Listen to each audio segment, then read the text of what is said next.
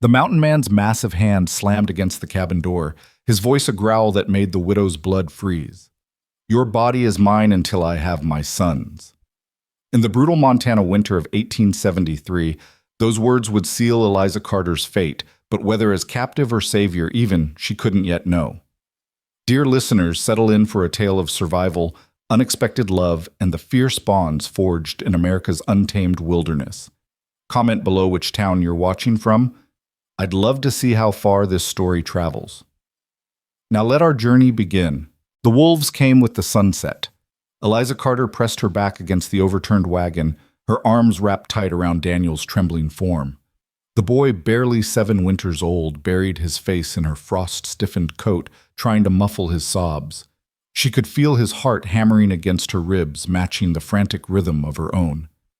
"Hush now, sweet boy," she whispered, though her voice cracked like ice underfoot. "We must be quiet as church mice." But the wolves already knew they were there. Their yellow eyes glowed like hellfire in the gathering darkness, circling closer with each pass. 6 of them, maybe 7, lean winter hunters with ribs showing through patchy fur and hunger written in every stalking step. The blood trail didn't help. It led straight from the massacre site to their pitiful shelter, a crimson path painted across virgin snow. Thomas's blood. Her husband's blood. The thought sent fresh tears freezing on her cheeks, but she couldn't afford to grieve. Not yet. Not with Daniel depending on her. "Mama," Daniel whimpered, "I'm so cold." "I know, baby, I know." She pulled him closer, though she had no warmth left to give. Her fingers had gone numb hours ago, and she could no longer feel her toes in the worn leather boots. The Montana winter was merciless, especially here in the shadow of the Bitterroot Mountains. Without shelter, without fire, they'd be dead before dawn if the wolves didn't get them first. A low growl rumbled through the darkness closer now. The lead wolf, a scarred brute missing half an ear, had grown bold. It padded forward, head low, lips pulled back to reveal yellowed fangs. Eliza fumbled for the pistol tucked in her belt. Thomas's pistol, still sticky with his blood, but her frozen fingers could barely grip the handle.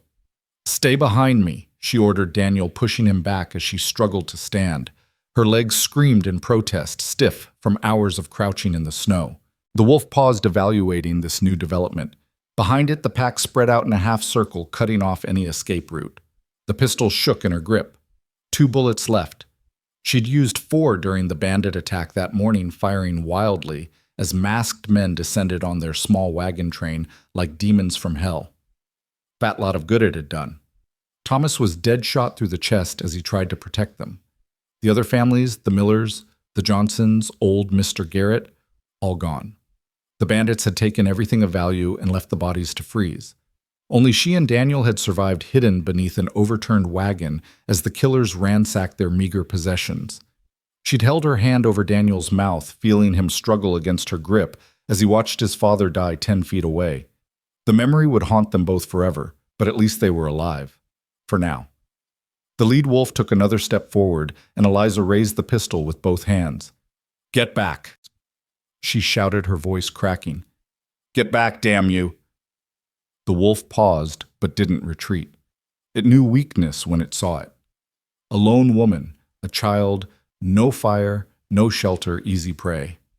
The pack had probably been tracking them for miles, waiting for full darkness to make their move. "Mama, I'm scared." Daniel's small voice broke through her focus. "Don't look, baby. Close your eyes and don't look." She aimed at the lead wolf's head, trying to steady her shaking hands. One shot would have to count. Maybe if she killed the alpha, the others would scatter. Maybe. A branch snapped somewhere behind the wolves. The entire pack whirled toward the sound, ears pricked, hackles raised. Even the scarred leader forgot about Eliza, its attention fixed on something moving through the trees. Something big. What in the name of... Eliza's words died in her throat. A figure emerged from the forest shadows, and for a moment she thought death itself had come calling. The man, if man he was, stood near 7 feet tall, his massive frame wrapped in bearskin and wolf pelts. A thick beard, more gray than brown, covered most of his face, and eyes like chips of winter ice surveyed the scene. He carried a rifle that looked like a child's toy in his enormous hands, and a knife the length of Eliza's forearm hung from his belt. The wolves recognized a greater predator. They backed away, growling low in their throats, unwilling to abandon their prey, but smart enough to fear this newcomer. The mountain man, for that's surely what he was, stood perfectly still, as if he'd grown from the earth itself. Then he moved. It happened so fast Eliza almost missed it. The rifle swung up and thunder split the night. The lead wolf collapsed mid-leap, its skull shattered. Before the echo died, the mountain man had dropped the rifle and drawn his knife, meeting a second wolf head-on. The blade flashed silver in the moonlight, and hot blood sprayed across the snow. The remaining wolves scattered yelping as they fled into the darkness. In less than 10 seconds, the threat was gone, leaving only the mountain man standing among the corpses, his breath misting in the frigid air. Eliza kept the pistol raised, though her arms trembled from more than cold now. "Stay back," she warned, pulling Daniel tighter against her. "We've got nothing worth stealing." The mountain man tilted his head, studying her with those unsettling pale eyes. When he spoke, his voice was rough as gravel, as if he hadn't used it in months. "Ain't here to steal, woman. Heard the shots this morning. Came to see what the fuss was about. The bandits, they hit our wagon train. Killed everyone except—" Her voice broke. "Except you two." He nudged the dead wolf with his boot. "These boys would have finished what the bandits started. You're lucky I was passing through." "Lucky." The word tasted bitter. "My husband is dead. We've lost everything. We're freezing to death in the middle of nowhere. You call that lucky?" Something shifted in the mountain man's expression, not quite sympathy, but a recognition of sorts.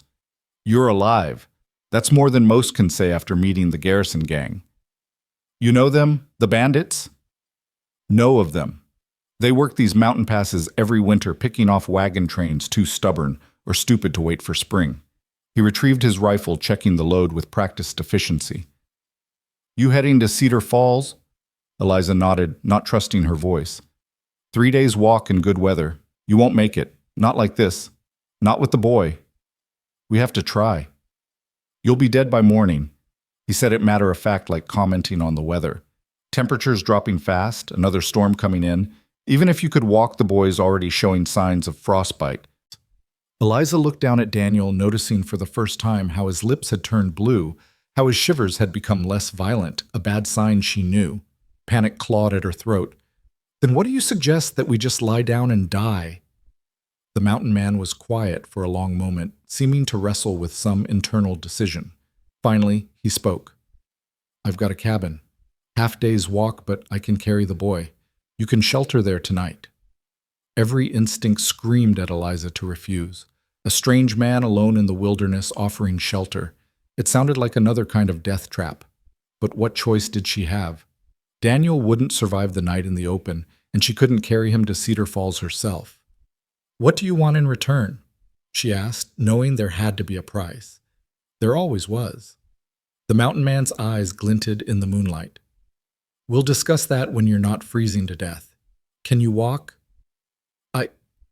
I think so." He nodded, then approached with surprising gentleness for such a large man. Daniel whimpered as the stranger lifted him, but the mountain man wrapped him in a thick buffalo hide pulled from his pack. "Easy there, little man. You're safe now." "Mama?" Daniel's voice was weak, confused. "I'm right here, baby. This man is going to help us." The mountain man glanced at her, and something unreadable passed through his eyes. "Name's Josiah Reed. We need to move. Storm's coming fast."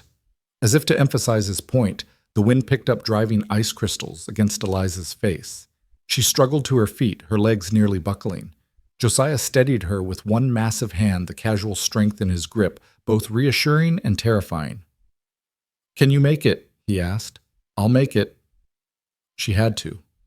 For Daniel. They set off into the darkness, leaving the overturned wagon and the dead wolves behind. Eliza forced herself to focus on putting one foot in front of the other, following Josiah's broad back through the deepening snow. He moved with surprising grace for such a large man, picking a path through the trees as if he could see in the dark. "How long have you lived out here?" she asked, needing to fill the silence with something other than the wind's howl. "Long enough." "Are you a trapper?" "Sometimes." "A guide?"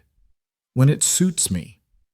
His short answers didn't invite further conversation, but Eliza pressed on, desperate for any distraction from the cold eating into her bones.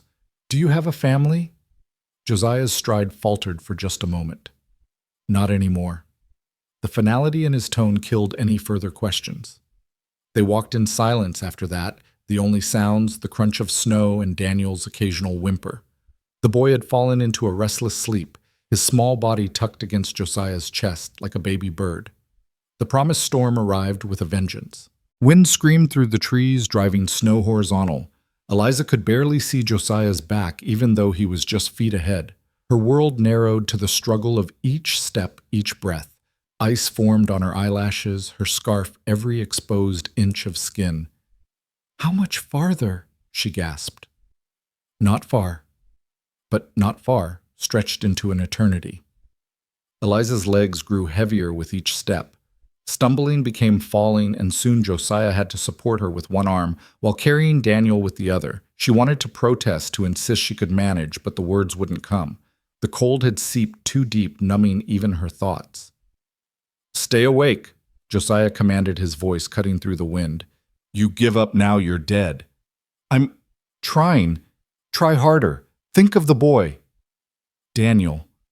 Yes, Daniel needed her.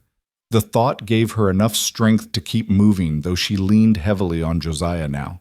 His arm around her waist was like an iron bar, practically dragging her through the snow. Just when Eliza thought she couldn't take another step, a dark shape loomed out of the storm. The cabin was smaller than she'd expected, built into the side of a hill, with logs so tightly fitted she couldn't see gaps between them. Smoke trickled from a stone chimney, promising warmth she'd almost forgotten existed. Josiah kicked the door open and half-carried both of them inside. The blast of heat hit Eliza like a physical force, making her gasp. A fire crackled in a stone hearth, casting dancing shadows across rough-hewn walls decorated with pelts and antlers. The single room was sparse but clean, with a bed in one corner, a table and chairs and shelves lined with supplies. "Sit up," Josiah ordered, depositing her in a chair near the fire. He laid Daniel on the bed, quickly checking the boy's fingers and toes. No frostbite, but it was close. He needs to warm up slowly. Eliza tried to stand to go to her son, but her legs wouldn't cooperate. Will he be all right? "He'll live." Josiah pulled more blankets from a trunk, wrapping Daniel like a cocoon. "You're in worse shape. Get those wet clothes off." "I what?" "You're hypothermic. Those clothes are soaked through. You keep them on, you'll be dead within the hour." He turned his back, busying himself at the fire. "There's dry clothes in the trunk. They'll be too big, but they'll do." Eliza's frozen fingers fumbled with her buttons. Pride warred with survival, but survival won. She peeled off the ice-crusted layers, her skin underneath pale as marble. The dry clothes, men's clothes, obviously Josiah's, hung on her frame like tents, but they were warm, and that was all that mattered. "Done," she managed through chattering teeth. Josiah turned, gave her a brief assessment, then handed her a cup of something steaming. "Drink, it'll help." The liquid burned, going down some kind of herbal tea mixed with whiskey, but it spread warmth through her chest like liquid fire. Eliza clutched the cup with both hands, savoring the heat against her palms. "Thank you," she said, "for saving us. We would have died out there." Josiah settled into the other chair, his massive frame making it creak. "Maybe. Maybe not. You struck me as a fighter." "I didn't feel like one. I felt helpless." "Helpless would have been giving up. You kept that pistol raised even when you could barely stand. That's not helpless." They sat in silence for a moment, the fire crackling between them. Outside, the storm raged, wind rattling the shutters, but inside it was warm and safe, or at least safer than out there. "The garrison gang," Eliza said finally. "Will they come looking for survivors?" "Doubtful. They think you're dead and this storm will cover any tracks. They'll be holed up somewhere counting their spoils." "They didn't get much. We were farmers, not wealthy folk." "Wealthy enough to die for, apparently." The casual brutality of the statement made Eliza flinch. "My husband, Thomas," he tried to reason with them, "told them we had children, that we were just trying to start over in Cedar Falls." "Men like that don't care about reasoning. They see weakness, they exploit it. It's the way of things out here." "That's a harsh way to look at the world." Josiah's pale eyes found hers across the fire. It's a harsh world, Mrs. Carter. Eliza Carter. Well, Mrs. Carter, you're in the mountains now. Different rules apply.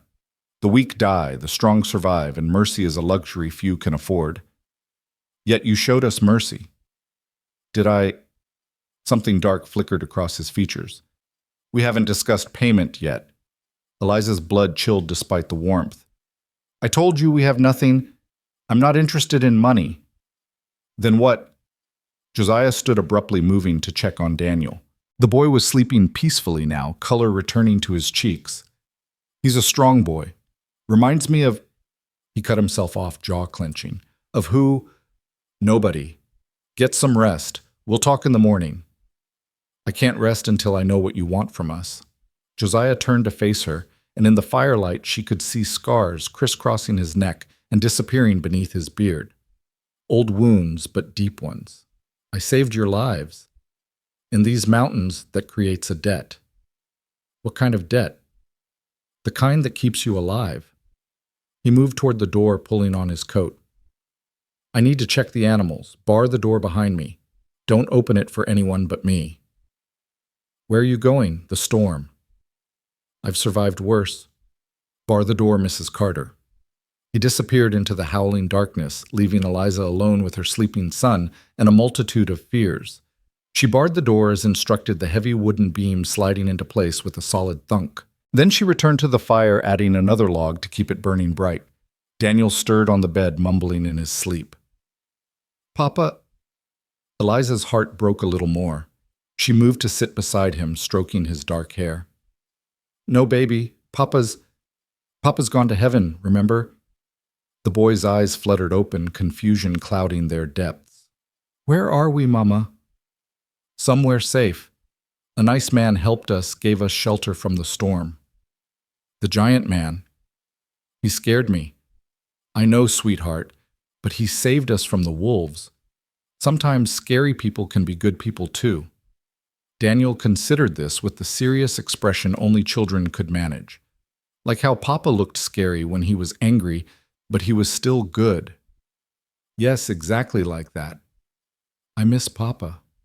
I miss him too. Eliza pulled Daniel into her arms, holding him tight. But we have to be strong now, just like Papa would want. Can you do that for me? Daniel nodded against her chest. I'll try, Mama. They stayed like that for a long time, mother and son clinging to each other while the storm raged outside. Eventually, Daniel fell back asleep and Eliza tucked him under the heavy blankets. She returned to her chair by the fire, unable to shake the feeling that she'd traded one danger for another. Josiah returned an hour later, snow-covered and silent. He shed his outer layers, hanging them on pegs by the door. Storm's getting worse. We'll be snowed in for days. Days. Eliza couldn't hide her alarm. At least, maybe a week if it keeps up like this. He moved to a shelf, pulling down dried meat, maat, and hardtack. You hungry? Eliza's stomach growled in response. She hadn't eaten since yesterday morning before the attack. Yes, thank you. They ate in silence, the tough meat requiring serious chewing. Eliza watched Josiah from the corner of her eye, trying to understand this strange man who'd saved them. He moved with economical grace, every action purposeful. Despite his size, there was nothing clumsy about him. This was a man who'd learned to survive in a harsh world, who'd adapted to its cruel rules. You never answered my question, she said finally, about what you want from us. Josiah set down his food, those pale eyes fixing on her with unsettling intensity. I've been alone in these mountains for 8 years, Mrs. Carter. 8 years since I lost everything that mattered. A man gets tired of the silence. You want company. I want more than that. He leaned back in his chair, the wood groaning under his weight. I had a family once. A wife, 2 sons. Cholera took them while I was away trapping. Came back to 3 graves and an empty cabin. I'm sorry. The words felt inadequate, but what else could she say? Sorry doesn't bring them back. Nothing does, but life goes on whether we want it to or not. He gestured around the cabin. I've built something here. A life, a home. It's missing one thing. Eliza's mouth went dry. What's that, a family? The word hung between them like a challenge. Eliza's hand instinctively moved to the knife at her belt, Thomas's knife, which she'd tucked there before changing clothes. Josiah noticed the gesture and almost smiled. "You won't need that, Mrs. Carter.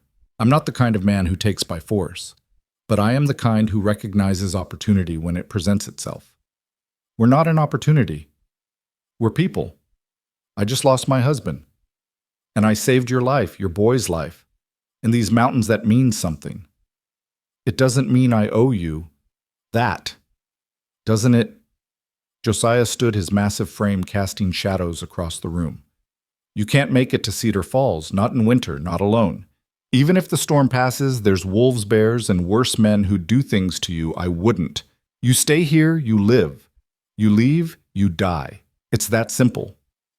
You're threatening us. I'm stating facts.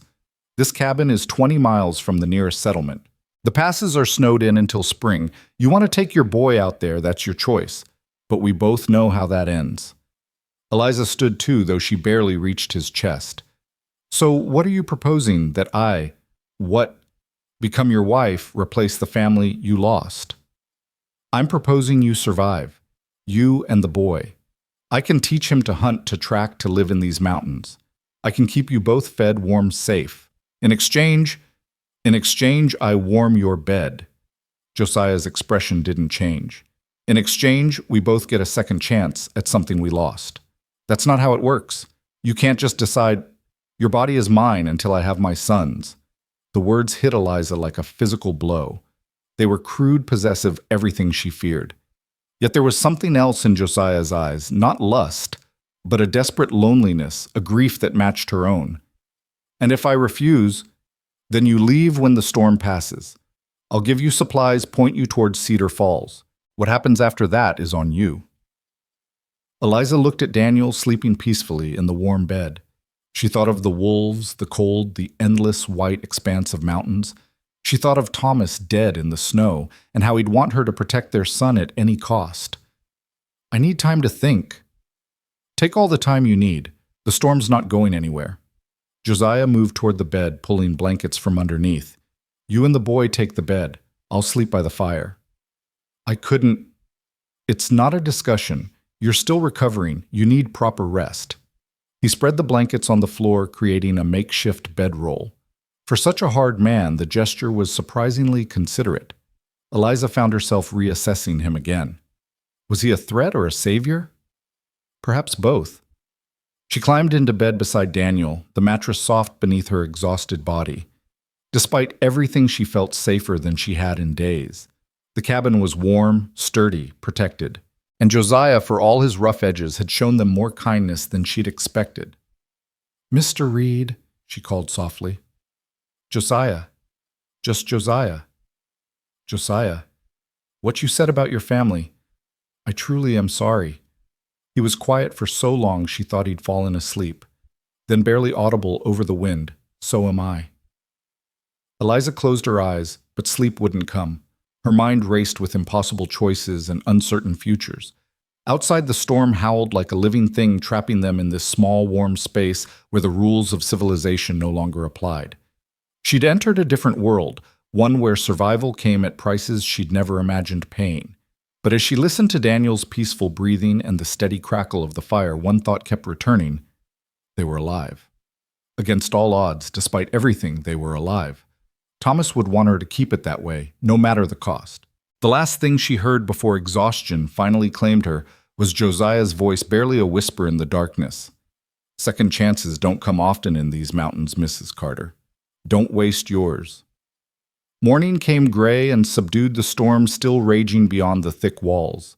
Eliza woke to the smell of coffee and bacon luxuries she hadn't expected. Josiah stood at the small stove, his back to her, moving with the practiced efficiency of someone who'd lived alone for too long. "Morning," he said without turning. "Boy's already up. He's watching the horses through the window." Sure enough, Daniel stood on a chair, nose pressed against the thick glass, fascinated by the horses in the lean-to attached to the cabin. "Mama, look. He has 3 horses. Can I pet them?" "Maybe later, sweetheart. If Mr. Reed says it's okay."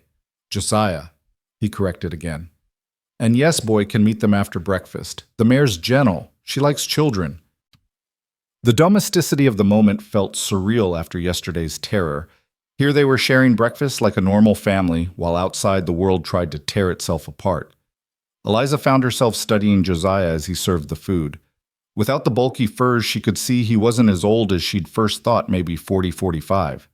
The gray in his beard was premature, likely from grief and hard living. His hands, though massive, were surprisingly gentle as he set a plate before Daniel. "Thank you, sir," Daniel said politely, then dug in with enthusiasm. "You're raising him right," Josiah observed. "Manners matter, even out here." Thomas insisted on it. He said courtesy costs nothing but pays dividends. Smart man. They ate quietly, the only sounds Daniel's occasional exclamations about the horses and the storm's constant howl. Eliza noticed Josiah had given them the lion's share of the food, keeping only a small portion for himself. "You should eat more," she said. "You're twice our size." "I'm used to lean times. You're not. Besides, growing boys need fuel." After breakfast, Josiah kept his promise, bundling Daniel up and taking him to meet the horses. Eliza watched from the window as the big man lifted her son onto the mare's back, keeping a protective hand on him while the horse shifted beneath him. Daniel's delighted laughter cut through the storm's noise, and for a moment Eliza forgot their dire circumstances. "He's good with children," she murmured to herself. It was true.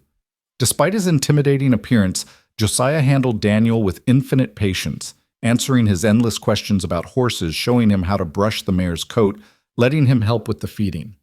The boy who'd been terrified just hours ago now followed Josiah around like a shadow. When they returned, Daniel was glowing with excitement. "Mama Josiah says he'll teach me to ride when the storm stops. And he has traps, and he catches rabbits, and he knows where eagles nest, and slow down, sweetheart, breathe." But Daniel was already tugging off his coat, chattering about everything he'd seen. Josiah met Eliza's eyes over the boy's head, and she saw something there she hadn't expected: genuine affection. He liked Daniel, truly liked him. Not just as part of some bargain, but as a child worth knowing. "Boy asks good questions," Josiah said, curious about the right things. He'd do well out here. "Out here?" Eliza repeated. "You mean if we stayed?" "If you stayed." Daniel looked between them, sensing the sudden tension. "Are we staying, Mama?" "I like it here. It's warm and Josiah has horses." "We'll see, baby. Why don't you play by the fire while I talk to Mr. to Josiah?" Daniel scampered off, pulling out the small wooden soldiers Thomas had carved for him. Eliza and Josiah moved to the other side of the room, speaking in low voices. "You can't just expect me to decide something like this overnight," Eliza said. "I don't. But the storm will break eventually, and you'll need to choose. Stay or go. It's not just about me. It's about Daniel. What kind of life would he have here? A real one. I'd teach him everything: hunting, trapping, reading the weather, understanding the land. He'd grow up strong, capable. When he's old enough, he could go to town for schooling if you want. Cedar Falls has a schoolhouse. And me. What would I be? Your cook, your—" She couldn't say the words. "My partner," Josiah said firmly. "This life is hard, but it doesn't have to be cruel. I'm not asking you to love me. I'm asking you to consider that we could build something together, something that keeps us all alive, and maybe eventually something more. Last night you said my body would be yours until you had sons. That's not partnership, that's ownership." Josiah's jaw tightened. "I spoke poorly. 8 years alone makes a man forget how to talk proper. What I meant was, I want a family again, children, a reason to keep going beyond mere survival, and you need safety, security, a future for your boy. We could help each other by forcing me into your bed. I told you I don't force anything. If you stayed, it would be your choice, all of it."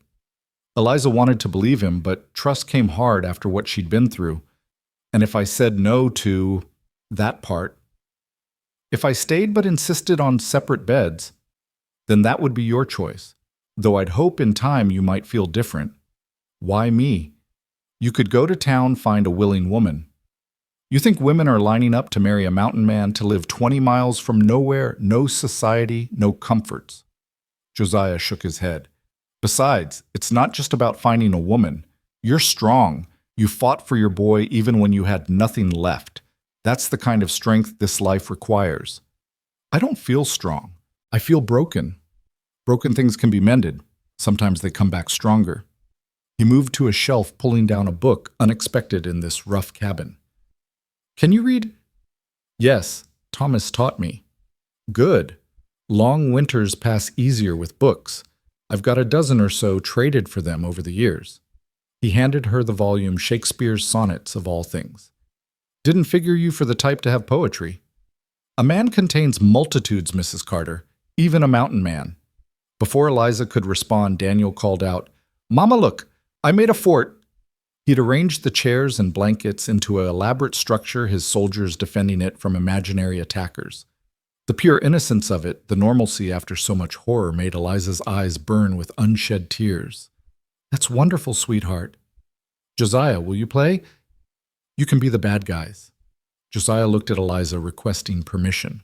She nodded, and the big man folded himself onto the floor, accepting the wooden soldiers Daniel handed him with grave seriousness.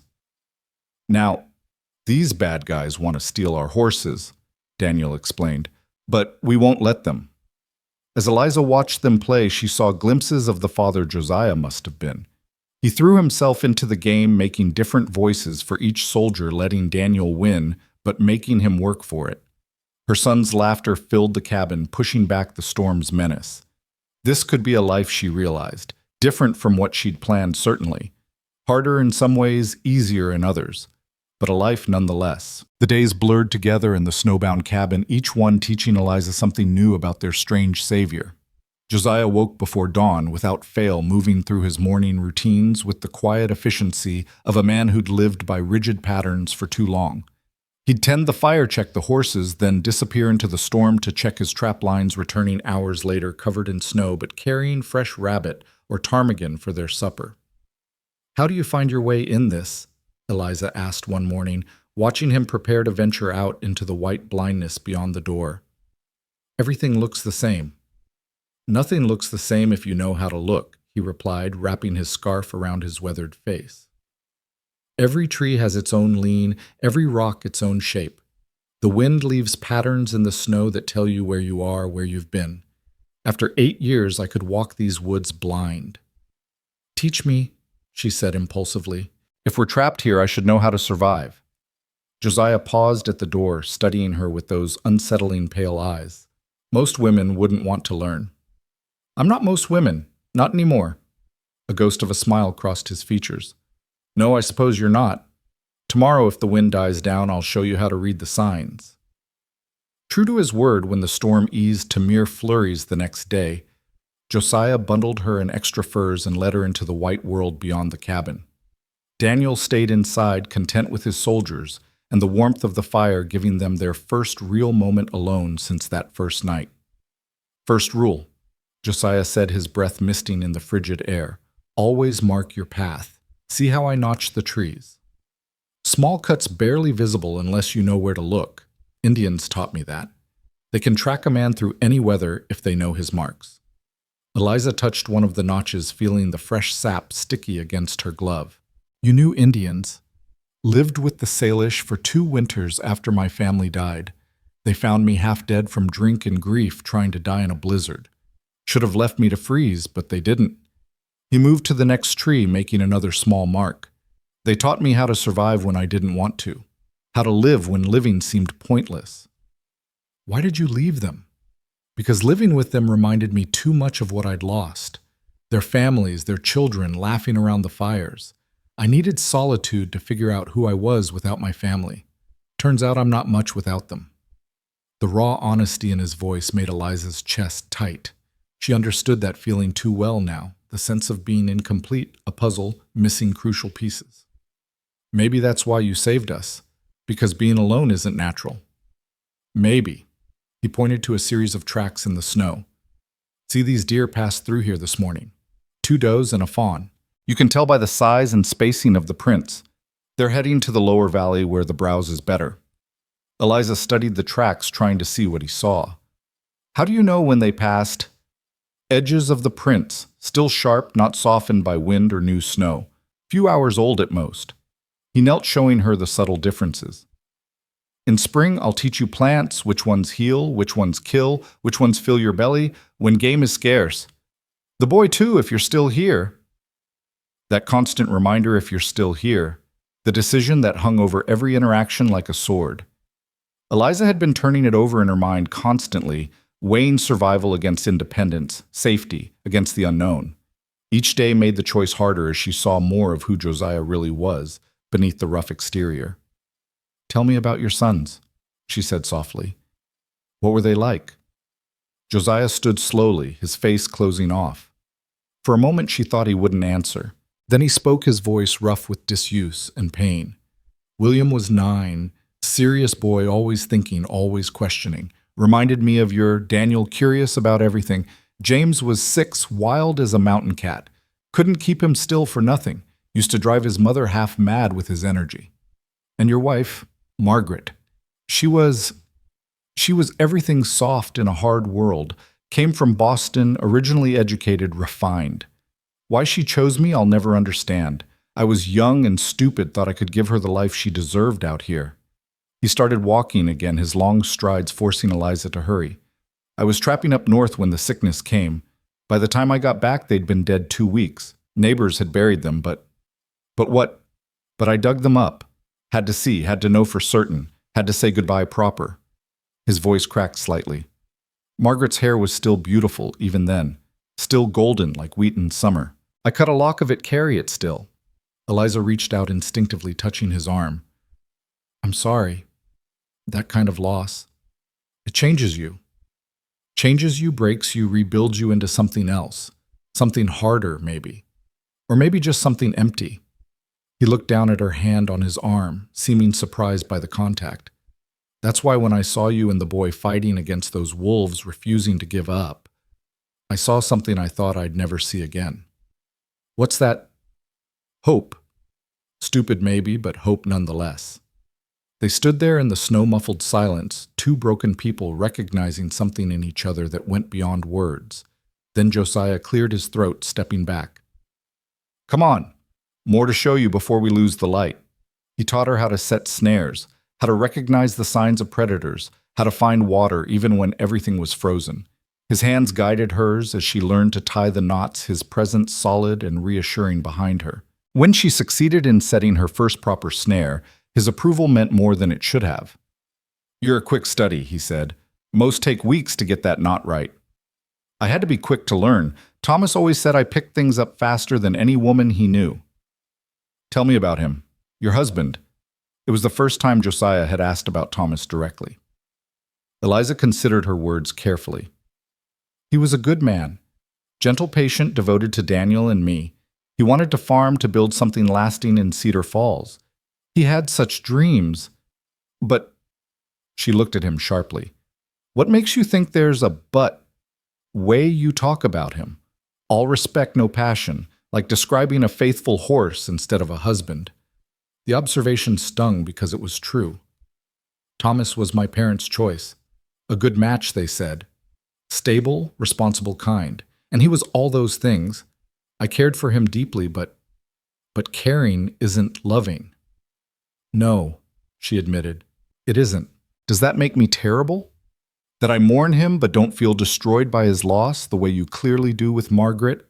Makes you honest, nothing terrible about truth." Josiah started back toward the cabin, the lesson apparently over. Worlds full of marriages built on less than love. Convenience, survival, loneliness, all valid reasons to bind yourself to another person. Sometimes those practical unions last longer than the passionate ones. "Is that what you're offering me? A practical union?" He stopped, turning to face her fully. In the fading light, his eyes seemed to glow. "I'm offering you whatever you're willing to accept. Partnership at minimum, protection always. And maybe, if time and proximity work their magic, something more. But I won't pretend it would start with love. We're both too damaged for fairy tales." "At least you're honest about it." "Lying takes energy I don't have. Besides, you'd see through it. You're sharp, Eliza Carter. Sharper than you let on." Back at the cabin, they found Daniel teaching himself to whittle with a small knife Josiah had given him with Eliza's permission, of course. The boy's tongue stuck out in concentration as he tried to shape the soft pine into something resembling a horse. Look, Mama Josiah's been teaching me. I see that. Be careful with the blade, sweetheart. He's got good hands for it, Josiah observed, hanging up the wet furs. Steady and patient. Most boys his age would have given up by now. Daniel beamed at the praise, and Eliza felt another wall crumble. Josiah wasn't trying to replace Thomas. He couldn't if he wanted to, but he was filling a role Daniel desperately needed. A teacher, a protector, a male presence to show him how to navigate the world. That evening, as they sat around the fire after dinner, Josiah pulled out a worn deck of cards. Either of you know how to play? Thomas didn't approve of cards, Eliza said. He said they led to gambling and sin. Everything leads to sin if you're inclined that way.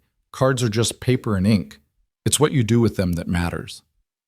He dealt out hands for a simple game, teaching them the rules as they went. Daniel picked it up quickly, his young mind eager for new challenges. As they played, Eliza found herself relaxing for the first time since the attack. The warmth of the fire, the normalcy of a card game, the sound of Daniel's laughter when he won a hand, it all combined to create a bubble of peace in the harsh world outside. My James loved cards, Josiah said, suddenly studying his hand. Used to cheat something terrible. Had to teach him that winning wrong was worse than losing right. Did he learn? Eventually. Margaret helped. She had a way of explaining moral things that I never did. I was too direct, too harsh. She could make lessons gentle. He played a card, his expression distant. I was a different man with her. Better, I think. Softer, maybe. She smoothed my rough edges. You don't seem that rough to me, Eliza said, without thinking, then blushed at her words. Josiah's eyes found hers across the table. That's because you're smoothing them too, whether you mean to or not. The weight of his gaze made her stomach flutter in a way she didn't want to examine. She focused on her cards, trying to ignore the sudden awareness of his presence, the way the firelight played across his features, softening the harsh lines. Daniel yawned widely, breaking the moment. Can we play more tomorrow? Time for bed, little man, Josiah said, collecting the cards. Tomorrow I'll teach you a harder game if your mother approves. As Eliza tucked Daniel into bed, the boy whispered, I like him, Mama. He's not scary anymore. No? No, he's sad, I think, like us, but he tries to hide it by being big and quiet. Out of the mouths of babes, Eliza thought, You're very observant, my love. Do you like him, Mama? The question caught her off guard. I'm grateful to him. He saved our lives. But do you like him? Eliza considered lying, but Daniel would see through it. I'm still deciding. It's complicated, sweetheart. Because of Papa. Partly, yes. Daniel was quiet for a moment, then said, Papa would want us to be safe and warm and not eaten by wolves. Yes, he would. Then I think he'd like Josiah too. The simple logic of children. Eliza kissed his forehead, unable to argue with his reasoning. When she returned to the main room, she found Josiah reading by the fire, the book looking impossibly small in his large hands. Poetry again, Kya? She asked, settling into the other chair. History. Founded in an abandoned cabin years ago. Account of the Roman Empire. He showed her the spine. Helps pass the time remembering that civilizations rise and fall, but people keep going. Very philosophical. Long winters make philosophers of us all. He marked his place and set the book aside. The boy's smart, smarter than most his age. Thomas valued education. He was teaching Daniel to read before everything. I could continue those lessons if you'd like. I've got books, paper, even some ink. Not much else to do while we're snowed in. You'd do that? Education matters even out here. Maybe especially out here. A smart man survives longer than a strong one. They sat in comfortable silence, the fire crackling between them. Finally, Eliza asked the question that had been burning in her mind all day. What happened to make you so sure you want another family? 8 years is a long time to be alone. Why now? Josiah stared into the flames for so long she thought he wouldn't answer. When he spoke, his voice was barely above a whisper. Last month, I found a boy frozen in the snow, maybe 12, 13 years old, run away from somewhere trying to make it through the mountains alone. I brought him here same as you tried to warm him up, but it was too late. He died in that bed where your boy sleeps now. Eliza's hand went to her throat. Oh, Josiah. He looked like William might have if he'd lived. Same dark hair, same stubborn chin. As he died, he called for his mother over and over. I held his hand and lied, told him she was coming, that everything would be all right. His hands clenched into fists. That's when I knew I couldn't do this anymore. Couldn't be alone, couldn't watch any more children die with no one to mourn them. I need purpose, reason, something beyond mere survival. So when you saw us, I saw a chance, maybe the last one I'll get. I'm not getting younger and these mountains are getting harder every year. If I don't try now, I'll die alone up here and no one will even know to mourn me. The raw vulnerability in his confession made Eliza's chest ache. She stood moving to stand beside his chair. After a moment's hesitation, she placed her hand on his shoulder. You're not alone now. He looked up at her surprise and something else, hope flickering in his eyes. Does that mean you'll stay? It means I'm considering it, truly considering it. His hand came up to cover hers, engulfing it completely. His skin was rough, calloused, but warm. That's more than I had yesterday. They stayed like that for a moment, connected by touch and understanding. Then Eliza pulled away, suddenly aware of the intimacy of the moment. I should sleep. Daniel wakes early. Eliza. Her name on his lips stopped her at the bedroom door. Whatever you decide, I want you to know you've already given me more than I had any right to hope for. These days, having you and the boy here, it's been like coming alive again. She didn't trust herself to respond, so she simply nodded and retreated to the bedroom.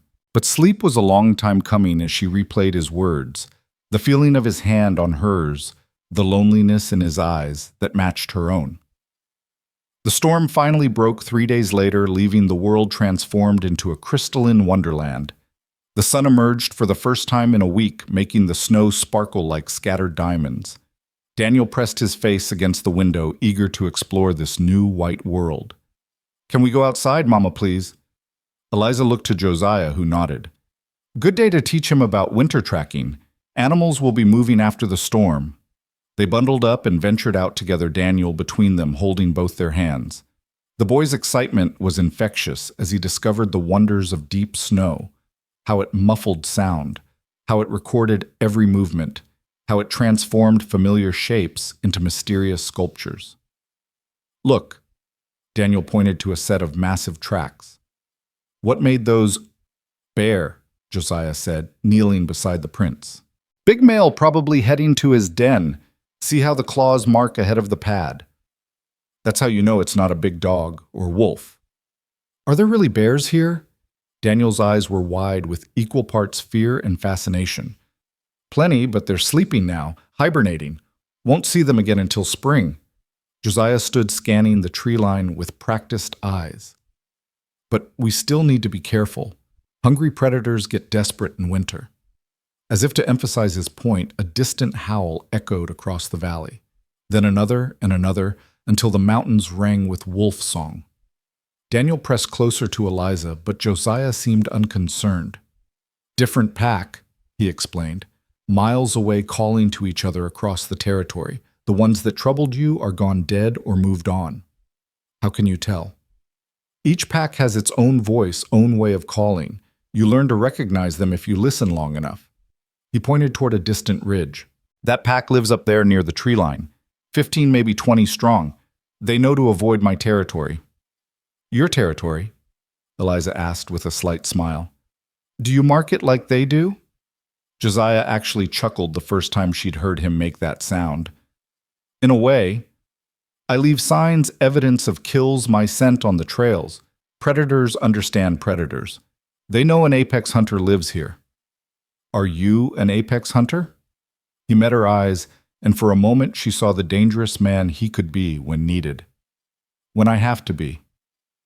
They spent the morning exploring Josiah, teaching them both the secrets of winter survival, how to find water beneath ice, which trees provided edible bark in desperate times, how to build a snow shelter that could save your life. Daniel absorbed it all with eager enthusiasm, but Eliza found herself watching Josiah more than listening to his lessons. He was different out here in his element, more relaxed, more animated. When Daniel asked endless questions, Josiah answered with patient detail. When the boy struggled to walk through deep drifts, Josiah lifted him onto his shoulders without being asked. And when Eliza slipped on hidden ice, his arm was there instantly to steady her strong and sure. "You're good at this," she said as they paused to rest on a fallen log. "Teaching, I mean. Had good students once. It's like riding, you don't forget even when you try to." Daniel had wandered a few feet away, attempting to build a snowman with limited success. Josiah watched him with an expression that made Eliza's heart clench. Such longing, such carefully controlled hope. "He reminds you of them, doesn't he? Your boys?" "Every damn minute, the way he tilts his head when he's thinking, how he bites his lip when he's concentrating. William did the same things." He paused, then added quietly, "It hurts and heals at the same time, if that makes sense." "It does. Perfect sense." They watched Daniel in comfortable silence until the boy called out, "Look, I made a snow bear." The lopsided creation looked nothing like a bear, but Josiah rose and examined it with grave seriousness. "Good start, but bears are wider here," he demonstrated with his hands, "and their heads are shaped like this. Want to try again?" Together, man and boy rebuilt the snow creature, Josiah's huge hands guiding Daniel's small ones. Eliza watched them work, something warm and dangerous blooming in her chest. This could be their life, not the one she'd planned, but possibly something better, something real and raw and true. There, Daniel stepped back to admire their creation. "Now it looks like a real bear." "Fierce creature," Josiah agreed. "We'd better head back before it comes alive and eats us." Daniel giggled, a sound that had been too rare lately, and took Josiah's offered hand without hesitation. As they walked back to the cabin, the boy chattering about bears and wolves and all the things he'd learned, Eliza made her decision. That evening, after Daniel was asleep, she found Josiah sitting outside despite the cold, smoking a pipe and watching the stars. The sky was crystal clear, the stars so bright they cast shadows on the snow. "Mind if I join you?" He shifted over on the bench he'd cleared of snow. "Your company's always welcome." She sat beside him close enough to feel his warmth, but not quite touching. "It's beautiful here. Harsh, but beautiful. Most true things are both." They sat quietly, their breath misting in the cold air. Finally, Eliza spoke. "I've made my decision." Josiah went very still beside her. "And we'll stay, through winter at least. After that, we'll see." He released a breath she didn't know he'd been holding. "What changed your mind?" "Watching you with Daniel today, seeing how you are with him, how he is with you. He needs someone to teach him strength, and I—" She paused, searching for the right words. "I need to not be alone in my grief. You understand loss in a way most people don't." "Is that all?" She turned to look at him, finding his pale eyes already on her. "No, that's not all, but it's all I can offer right now." "It's enough. More than enough." He knocked his pipe against the bench, clearing it. "We should discuss terms." "Terms. If you're staying, we need to be clear about expectations. Yours and mine both." He seemed to choose his words carefully. "You'll share the household work, cooking, cleaning, mending. I'll provide food protection teaching for the boy. Come spring, if you want to go to town for supplies or just to see people, I'll take you." "And the other, what you said that first night." Josiah's jaw tightened and he stared out at the star-studded darkness for a long moment before answering. "I spoke from a place of desperation that night. 8 years of solitude makes a man say things he shouldn't." He turned to face her fully, his expression serious in the moonlight. "I won't touch you without invitation, Eliza. You have my word on that. But I won't lie and say I don't hope that someday you might—" He trailed off, unable or unwilling to finish the thought. "Might come to care for you. Might come to see me as more than just shelter from the storm." The honesty in his voice made her chest tight. She reached out, touching his hand where it rested on his knee. "I already see you as more than that, Josiah. I just need time to figure out what exactly you are to me." His hand turned under hers, fingers interlacing. Time I have plenty of. They sat there in the cold clarity of the winter night, hands linked, each lost in their own thoughts about what this arrangement might become. When Eliza finally stood to go inside, Josiah caught her wrist gently. "Thank you," he said simply, "for staying, for giving this a chance. Thank you for giving us a choice at all." The next weeks fell into a rhythm that felt both foreign and oddly natural. Eliza took over the domestic duties, finding satisfaction in creating order within the cabin's rough walls. She mended Josiah's clothes, patched and reinforced with her neat stitches. She learned to cook with the supplies he had: dried meat, preserved vegetables, cornmeal, and flour traded from the last supply run. She discovered he had a sweet tooth, hoarding small amounts of honey and maple syrup like treasure, and made sure to use them sparingly in special treats that made his eyes light up with boyish pleasure. Daniel thrived under Josiah's tutelage, absorbing wilderness knowledge like a sponge. Each day brought new lessons: how to read weather signs, how to maintain tools, how to move silently through snow. The boy's natural curiosity found a perfect match in Josiah's patient instruction. More than once, Eliza caught them bent over some project together. Daniel's small hands guided by Josiah's large ones, both completely absorbed in their task. "He's teaching me to make a bow," Daniel announced one afternoon, bursting with pride. "A real one, not a toy?" "Is that safe?" Eliza asked, looking to Josiah with concern. "Boy needs to learn to defend himself. Out here, knowing how to use a weapon could save his life." Josiah's tone was matter-of-fact, but he added more gently, "I'll teach him respect for it first. A weapon without discipline is just danger waiting to happen." She watched them work on the bow over several days, Josiah explaining each step, the importance of selecting the right wood, how to shape it, string it, care for it. Daniel listened with rapt attention, treating the project with a seriousness that made her proud and sad in equal measure. Her little boy was growing up fast, shaped by necessity in this harsh new world. One evening, as a blizzard raged outside, Josiah pulled out a chessboard she hadn't known he possessed. "You play." "Thomas taught me the basics." "Good. The boy should learn too. Chess teaches strategy, patience, thinking ahead, all useful skills." They played while Daniel watched, fascinated by the carved pieces. Josiah was good, better than Thomas had been, his moves deliberate and thoughtful. But Eliza had always been quick to see patterns, and she won their third game with a move that clearly surprised him. "You've been holding back," he accused, but there was approval in his voice. "A lady should never reveal all her skills at once," she replied with a small smile. "What other skills are you hiding?" The question held weight beyond the chess game, and Eliza felt heat rise to her cheeks. "I suppose you'll have to wait and see." Daniel had fallen asleep against Josiah's side during their fourth game, and the big man carefully lifted him, carrying him to bed with a tenderness that made Eliza's heart ache. She followed, tucking the covers around her son, while Josiah added another log to the bedroom's small stove. "He trusts you completely now," she observed softly. "Trust is earned slowly and lost quickly. I won't betray it. I know you won't." They stood there in the dim room watching Daniel sleep, and Eliza was struck by how domestic it felt, how much like a family they must appear. The thought should have frightened her, but instead it brought an unexpected comfort. As they returned to the main room, Josiah said, "You're healing. I can see it in how you hold yourself, how you smile more. It's good to see. The grief is still there. It always will be. But it's quieter now, less sharp." She settled into what had become her chair by the fire. "You were right about broken things mending stronger." "Speaking from experience, are you mended, Josiah?" He considered the question, then shook his head slowly. "No. Don't think I ever will be, not fully, but maybe mended enough to be useful again, to have purpose. We're not just a purpose to you, are we, Daniel and me?" "You were at first," he admitted. "A chance to fill the empty spaces.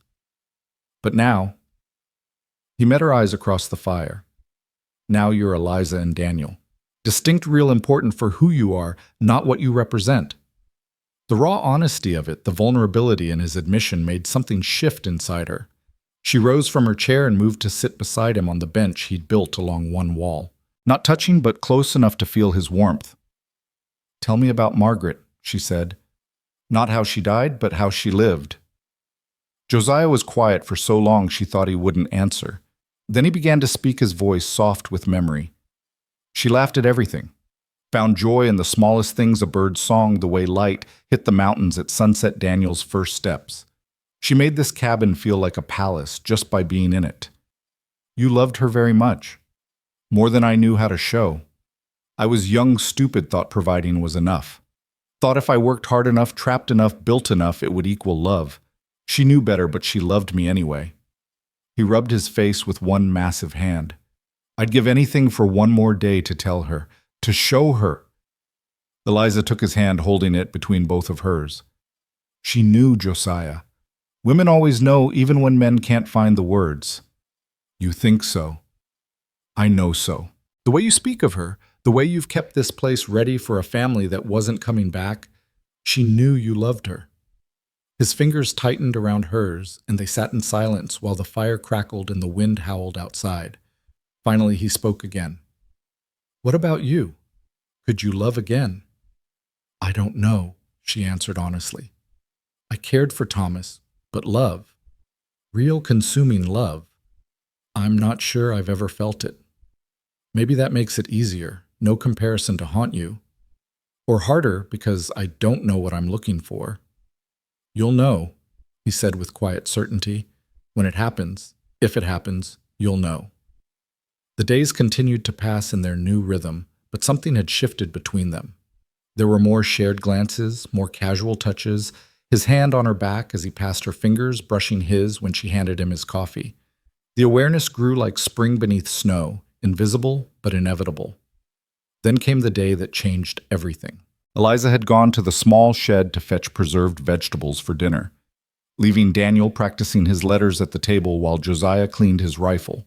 She was reaching for a jar on a high shelf when she heard it. Horses, multiple horses approaching fast. Her blood turned to ice. The garrison gang. They'd found them. She dropped the jar, barely noticing as it shattered at her feet, and ran for the cabin. But before she could reach it, 3 men on horseback burst into the clearing. They wore the same mask she remembered from that terrible morning, the same cruel eyes above bandana-covered faces.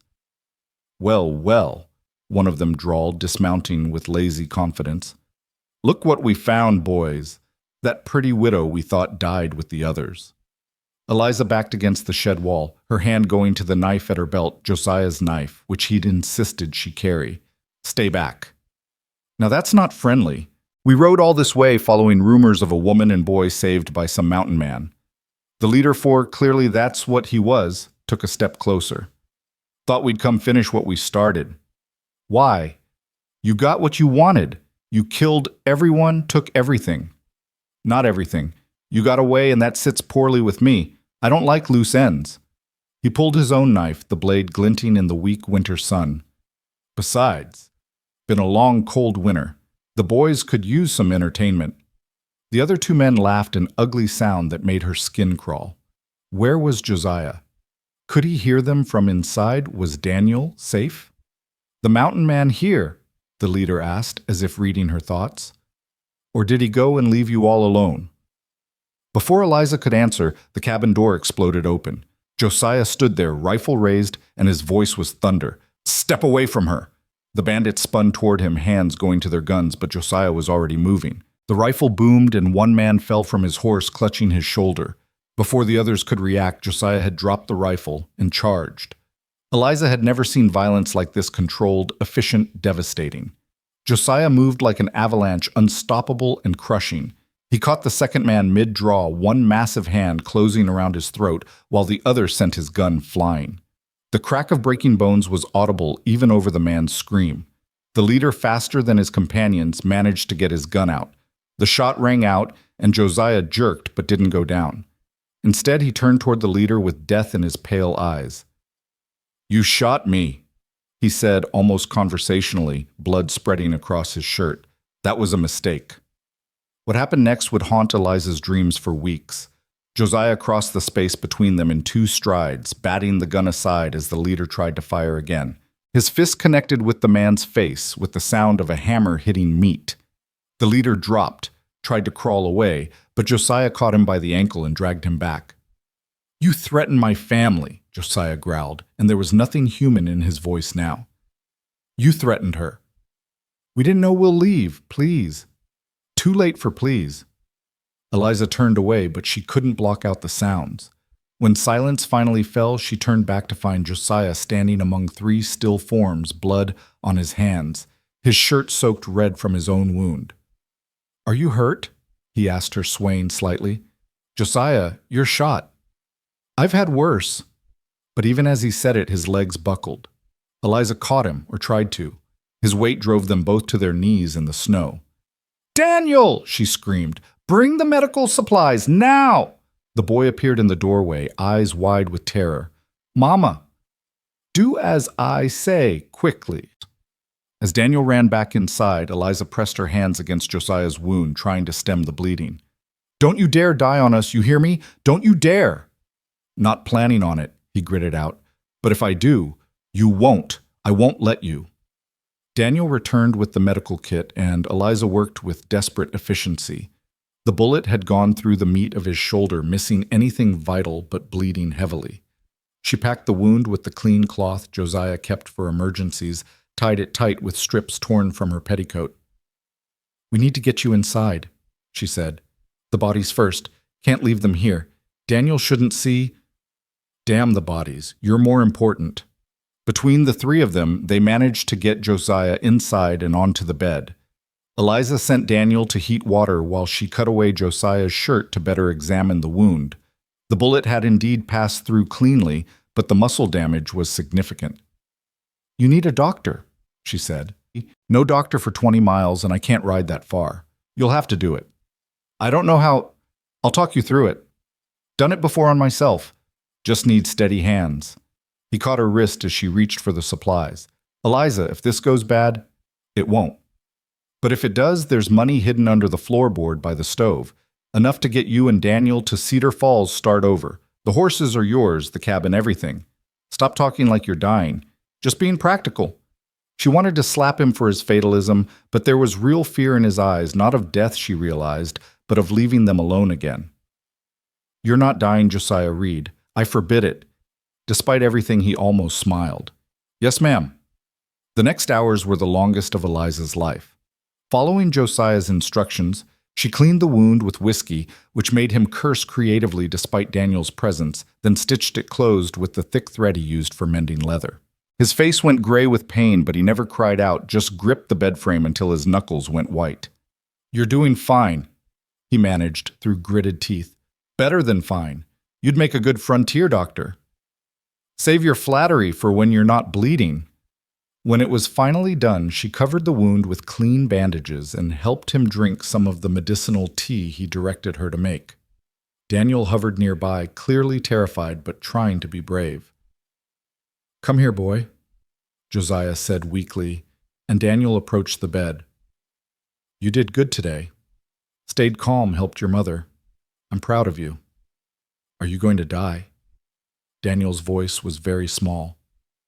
"Not if your mother has anything to say about it, and I've learned not to argue with her when she's determined." That night, Eliza didn't leave his side.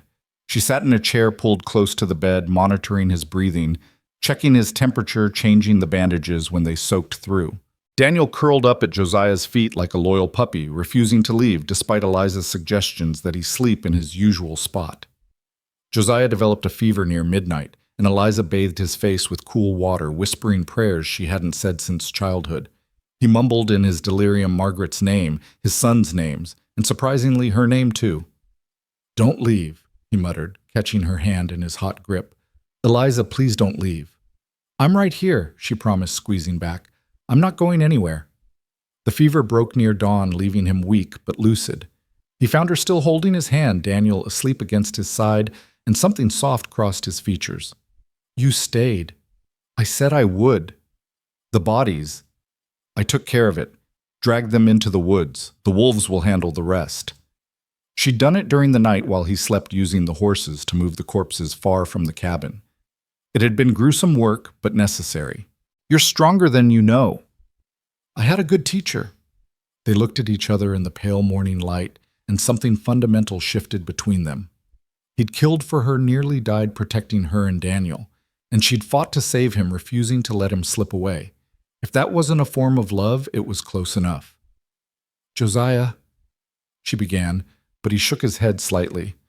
Whatever you're going to say, save it until I'm not flat on my back. Man's got his pride. She almost laughed at that. Your pride nearly got you killed. Worth it. You're safe. Daniel's safe. That's all that matters. The recovery was slow. For a man who'd never been still in his life, being bedridden was its own form of torture. Josiah bore it with ill grace, constantly trying to do too much too soon. Eliza had to literally sit on him once to keep him from attempting to check his trap lines. You're worse than Daniel when he's sick, she scolded, shoving him back into bed for the third time that day. I'm fine. The wound's healing clean. The wound is 5 days old. You lost enough blood to kill a normal man. You're staying in bed if I have to tie you there. His eyes flashed with something that wasn't entirely annoyance. That's so... The sudden tension in the air made her cheeks burn. Don't test me, Josiah Reed. Wouldn't dream of it. But there was a new awareness between them now, charged and waiting. She felt it every time she changed his bandages, her fingers brushing his skin. Every time he watched her move around the cabin, his eyes tracking her with an intensity that made her stomach flutter. Every time Daniel called them to look at something, naturally assuming they were a unit, a family. 2 weeks after the attack, Josiah was finally well enough to sit at the table for meals. Daniel chattered excitedly about everything he'd been saving up to tell Josiah, the rabbit tracks he'd found, the way ice crystals formed on the window, how Mama had taught him to make biscuits. She's a good teacher, Josiah said, his eyes finding Eliza's. Good at a lot of things. She fixed you when you were broken, Daniel said matter-of-factly. Like how you fixed us when we were cold. That she did, boy, that she did. That evening, after Daniel was asleep, they sat by the fire as had become their custom. But now Eliza sat beside Josiah on the bench, instead of in her separate chair, close enough that their shoulders touched. I've been thinking, she said. Dangerous habit. She elbowed him gently, mindful of his healing shoulder. I'm serious. When spring comes, I don't want to leave. Josiah went very still beside her. You don't... No, this is home now. You're... She paused, searching for the right words. You're home now. You and this place and the life we're building. I don't want to give that up. Eliza. Her name was barely a whisper. She turned to face him, finding his eyes already on her, intense and vulnerable.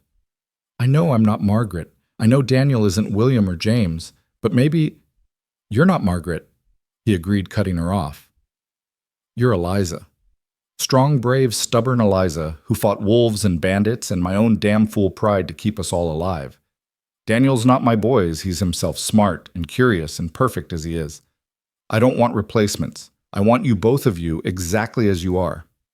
The declaration hung between them, heavy with promise. Eliza reached up, touching his bearded cheek gently. You might regret saying that. Never. He leaned down slowly, giving her time to pull away. She didn't. Their lips met, soft and careful at first, then with growing heat as months of tension finally found release. His good arm came around her, pulling her closer, and she melted against him, feeling safe and desired and alive in a way she'd never experienced before. When they finally broke apart, both breathing heavily, Josiah rested his forehead against hers. I want to do this right. Proper courtship, even out here. We're a bit beyond conventional courtship, don't you think? Maybe. But you deserve whatever propriety I can offer. He pulled back slightly, his expression serious. When you're ready, if you ever are, I want it to be because you choose it, not because circumstances forced it. And if I said I was ready now, his breath caught. I'd say my shoulder needs more time to heal, can't properly worship you with only one working arm. The implied promise in those words made heat pool in her belly. Josiah Reed, you're more romantic than you let on. You bring it out in me. Must be your bad influence. She laughed, the sound bright in the quiet cabin.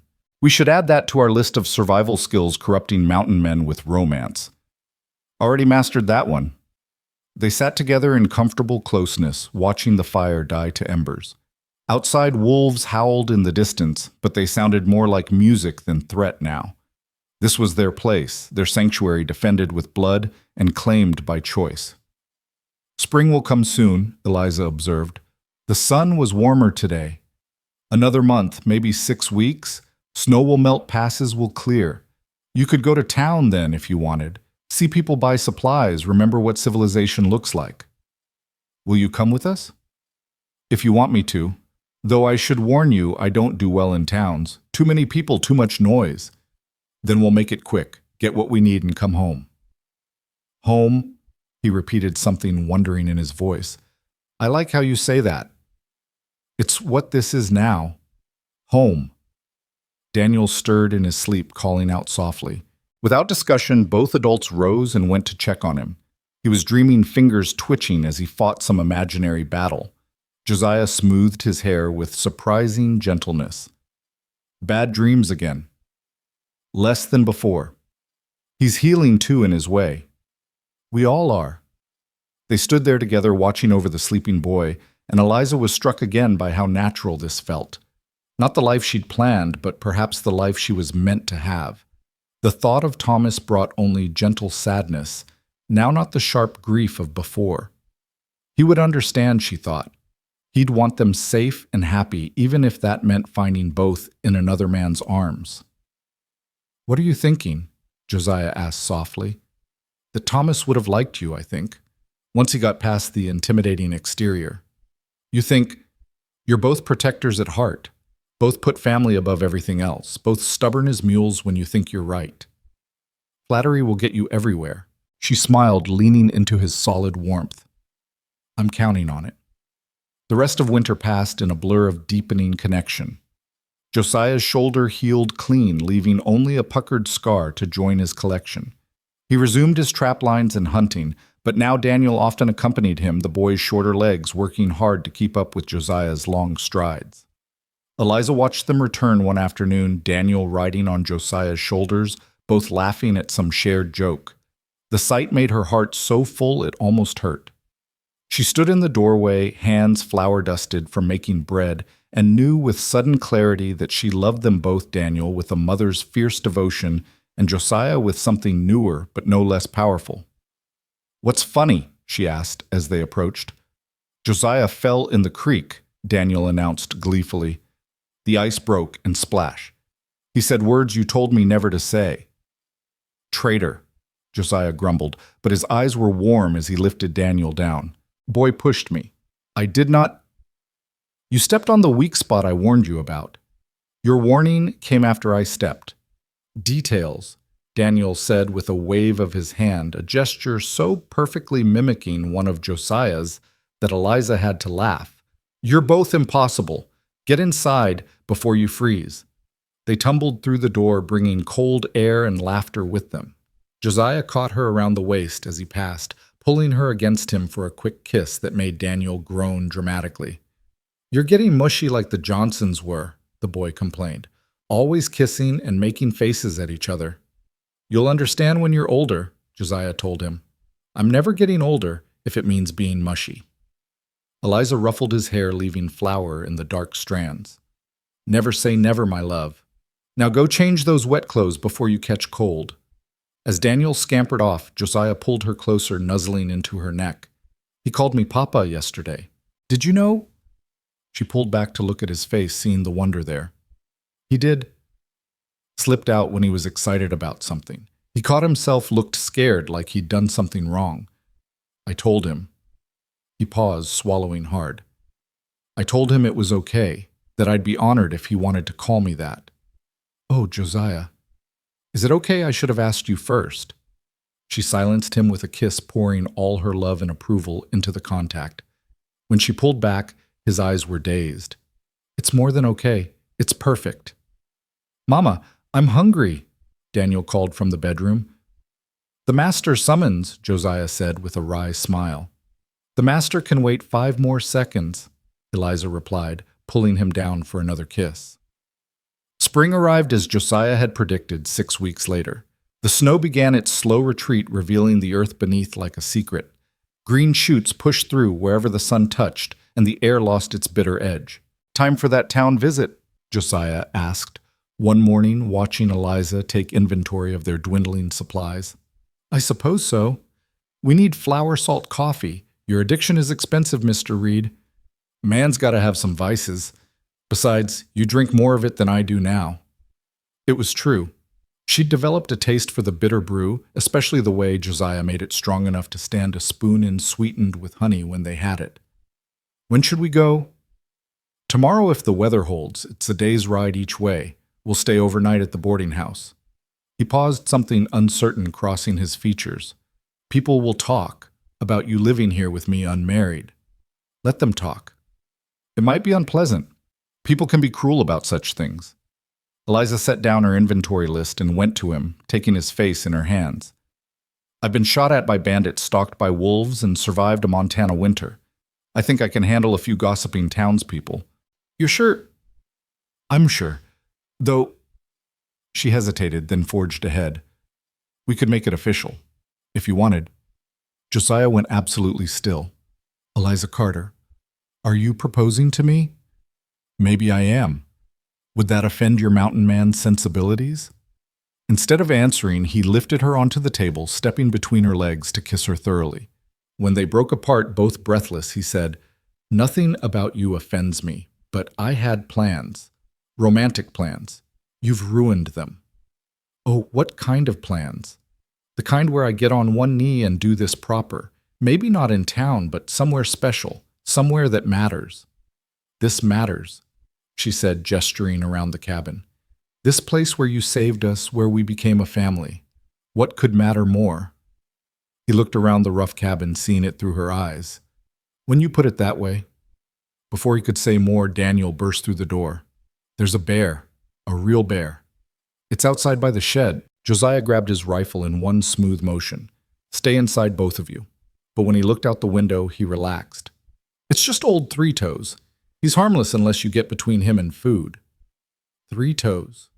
Daniel pressed against the window, fascinated. "Lost 2 toes to a trap years ago. He's learned to avoid them since. Smart bear. We have an understanding. He doesn't bother me, I don't bother him." They watched the massive grizzly lumber past, and Eliza marveled at how casually Josiah treated what most would consider a mortal threat. This world, which had seemed so hostile months ago, was now just home with its own rules and residents. "Will we see more bears now?" Daniel asked. "Probably. They're waking up hungry. We'll need to be more careful with our food storage." Josiah set the rifle aside, then looked at Eliza with an expression she couldn't read. "Daniel, go check on the horses. Make sure they're calm after seeing the bear." "But go on, boy." Once Daniel left, Josiah took Eliza's hands in his. "You mean it about making it official?" "Every word." He dropped to one knee right there in the cabin, looking up at her with those pale eyes that had first frightened her and now made her feel safer than she'd ever been. "Eliza Carter, you came into my life when I'd given up on living. You and Daniel brought light back into my darkness. Will you marry me? Not because you need shelter or protection, but because I love you and can't imagine facing another day without you beside me." Tears streaming down her face. Eliza nodded. "Yes, yes, of course, yes." He stood and kissed her, lifting her off her feet in his enthusiasm. They were laughing and crying simultaneously when Daniel returned. "What happened? Why is Mama crying? Did you hurt her?" The boy looked ready to defend his mother against even Josiah. "Happy tears," Eliza assured him, pulling him into their embrace. "Josiah and I are getting married." "Really?" Daniel's face lit up. "Does this mean I can call him Papa all the time?" "If you want to," Josiah said, his voice rough with emotion. "Papa." Daniel tested, then smiled. "I like it." They went to town 2 days later, all three riding together with Josiah's horse carrying supplies for trade. The journey that had once seemed terrifying to Eliza now felt like an adventure.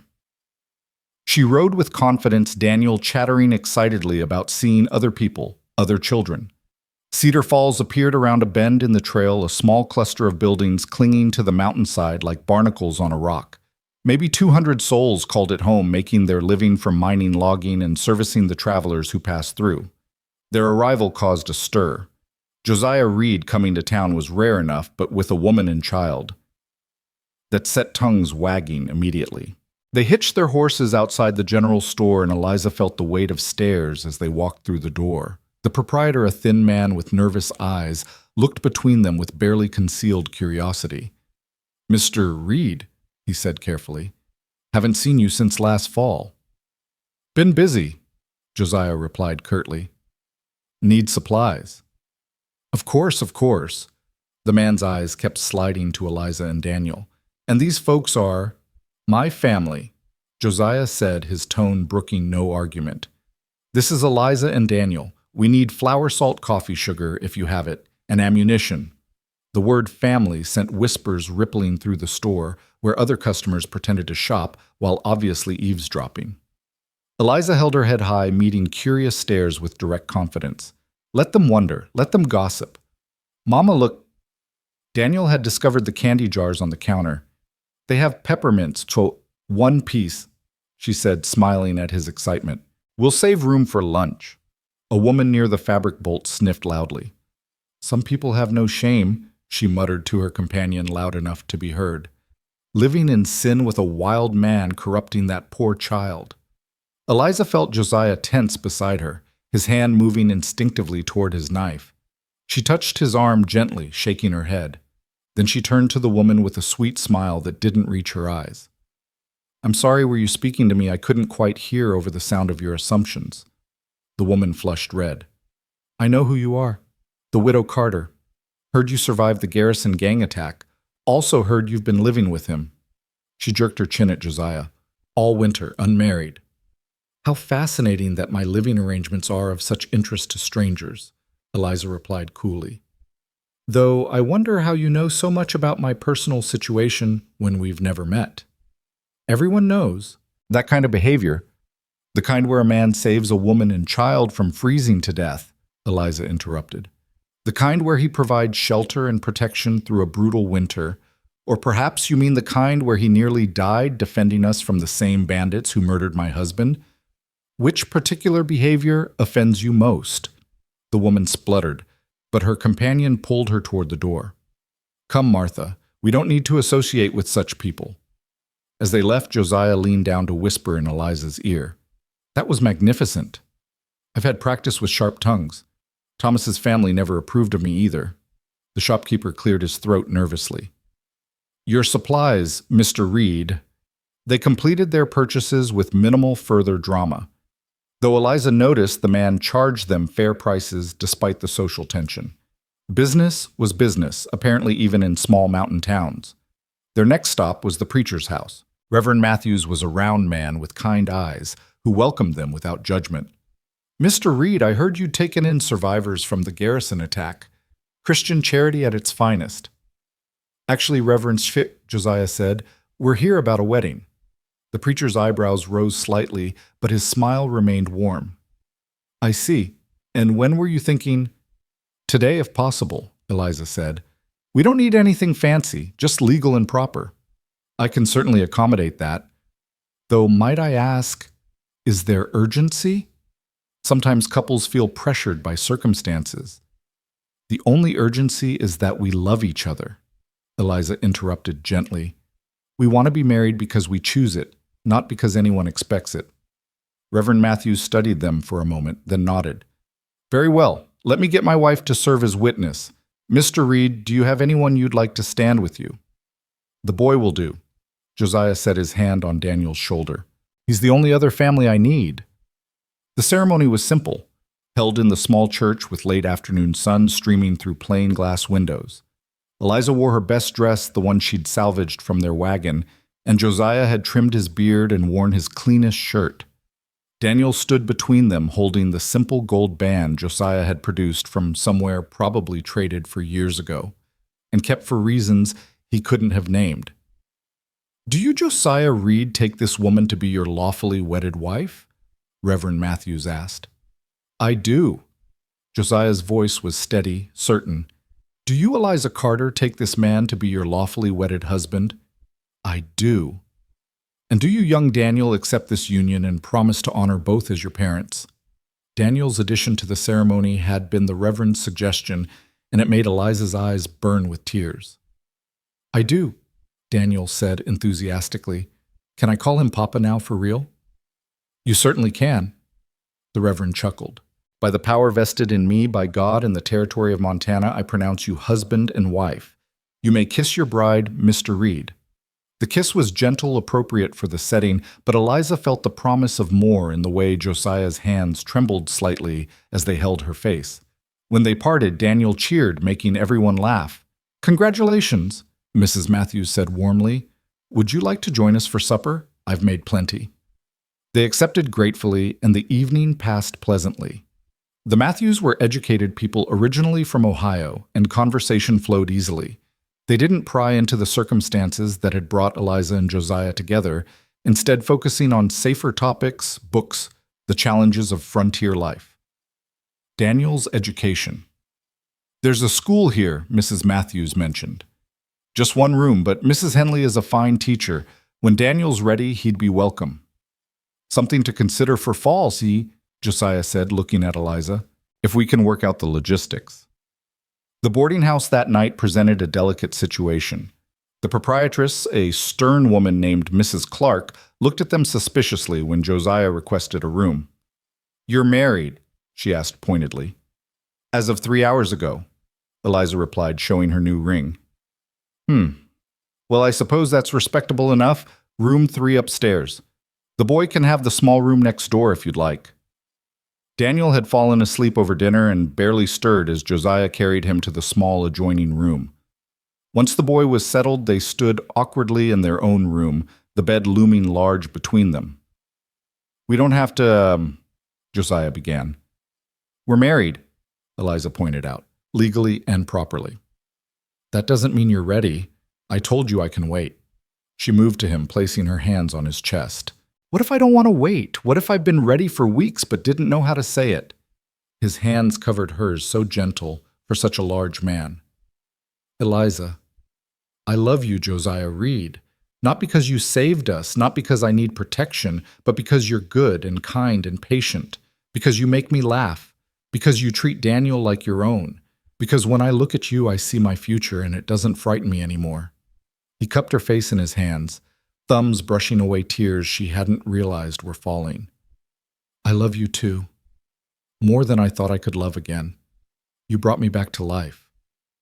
The kiss that followed was different from their previous ones, deeper, hungrier, full of promise, finally allowed to bloom. When Josiah pulled back, his eyes were dark with want. "Are you certain?" Instead of answering with words, Eliza began unbuttoning his shirt.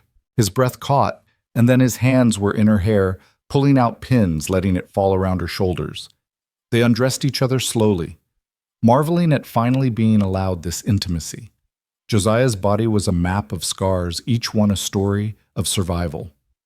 Eliza traced them with gentle fingers, then lips honoring the battles he'd fought to become the man who could love her.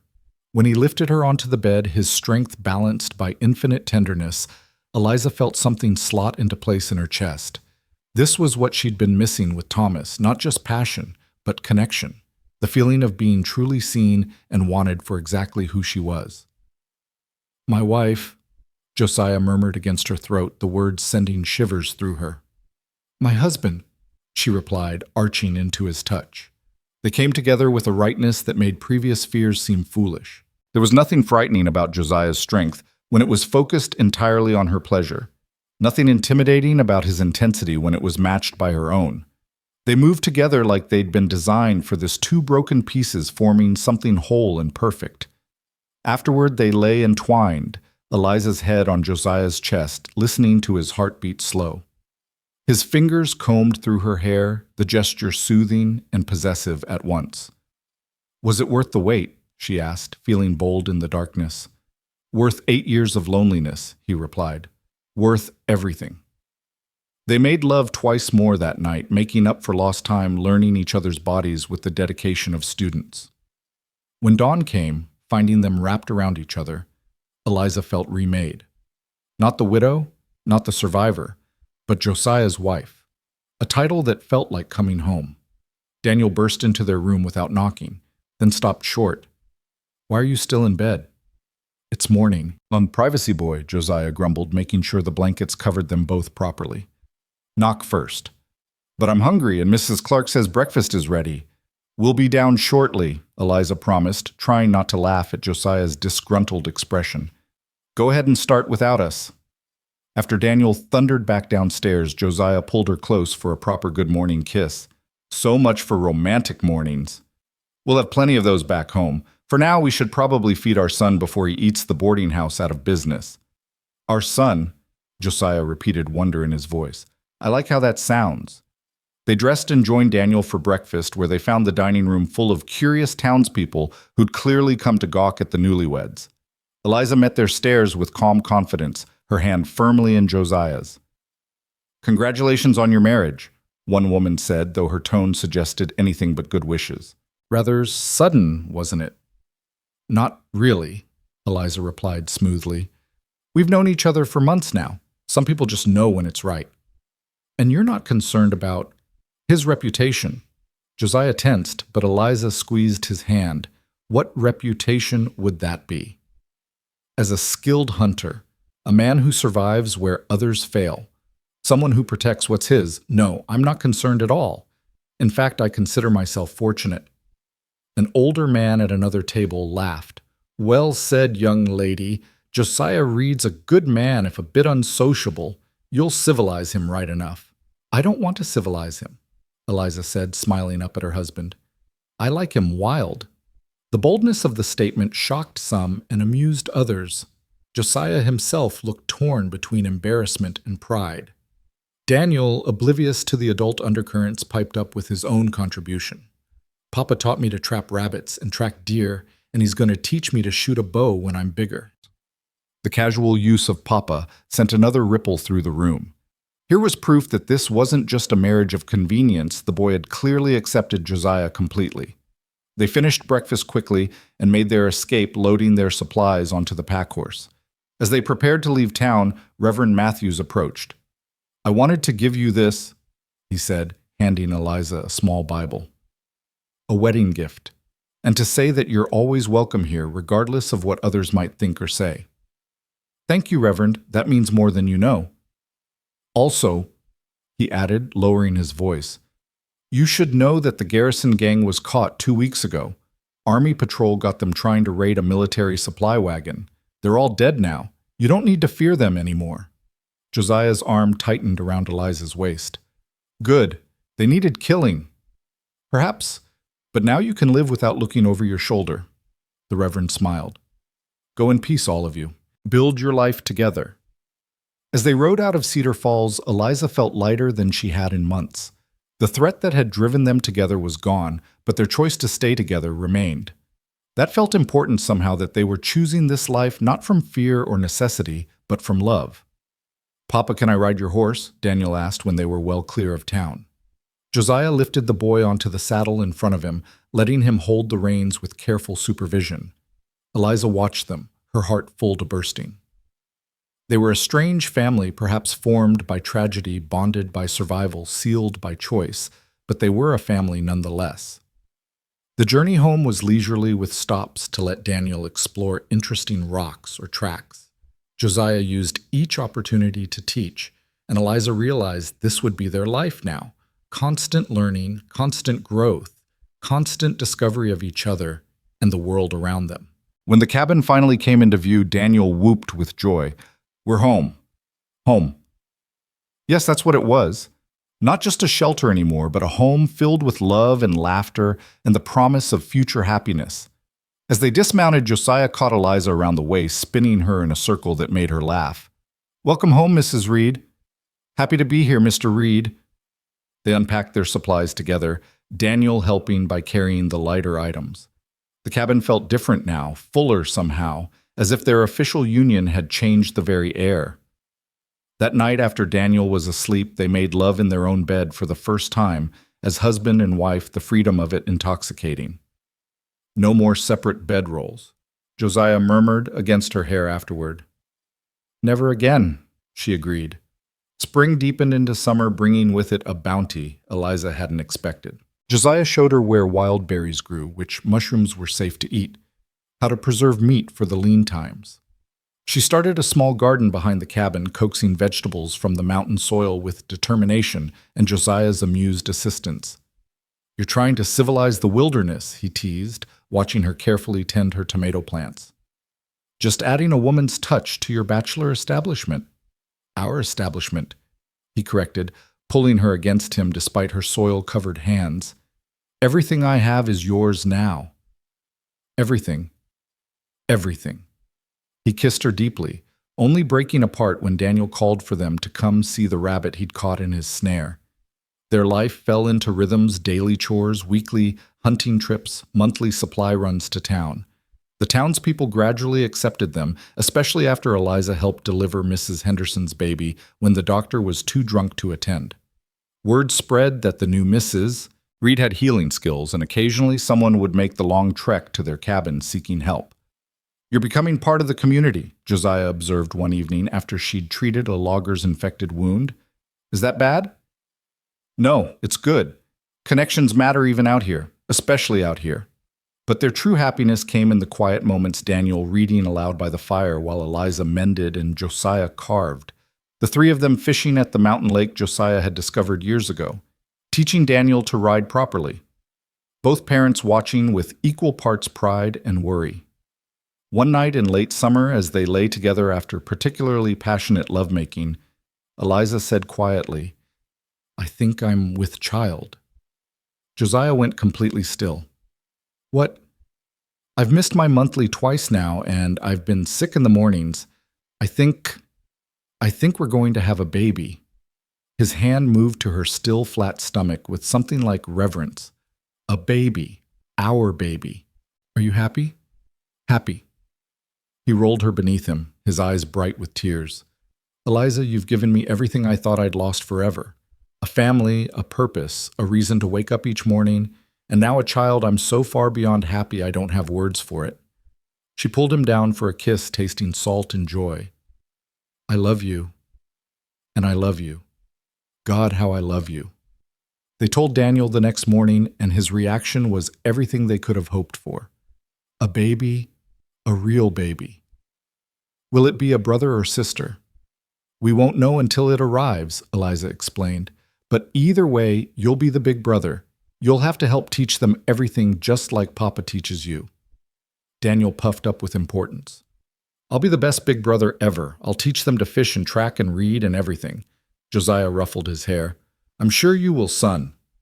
The pregnancy progressed well, though Josiah became increasingly protective as Eliza grew larger. He wouldn't let her lift anything heavier than a cooking pot, insisted on accompanying her everywhere, and frequently checked that she was comfortable, warm enough, eating enough. "I'm pregnant, not made of glass," she protested one day when he tried to stop her from gardening. "You're carrying our child. That makes you precious beyond measure." "I carried Daniel for 9 months while working a farm. I think I can handle some weeding." But she saw the fear behind his protectiveness, the memory of loss, the terror of history repeating.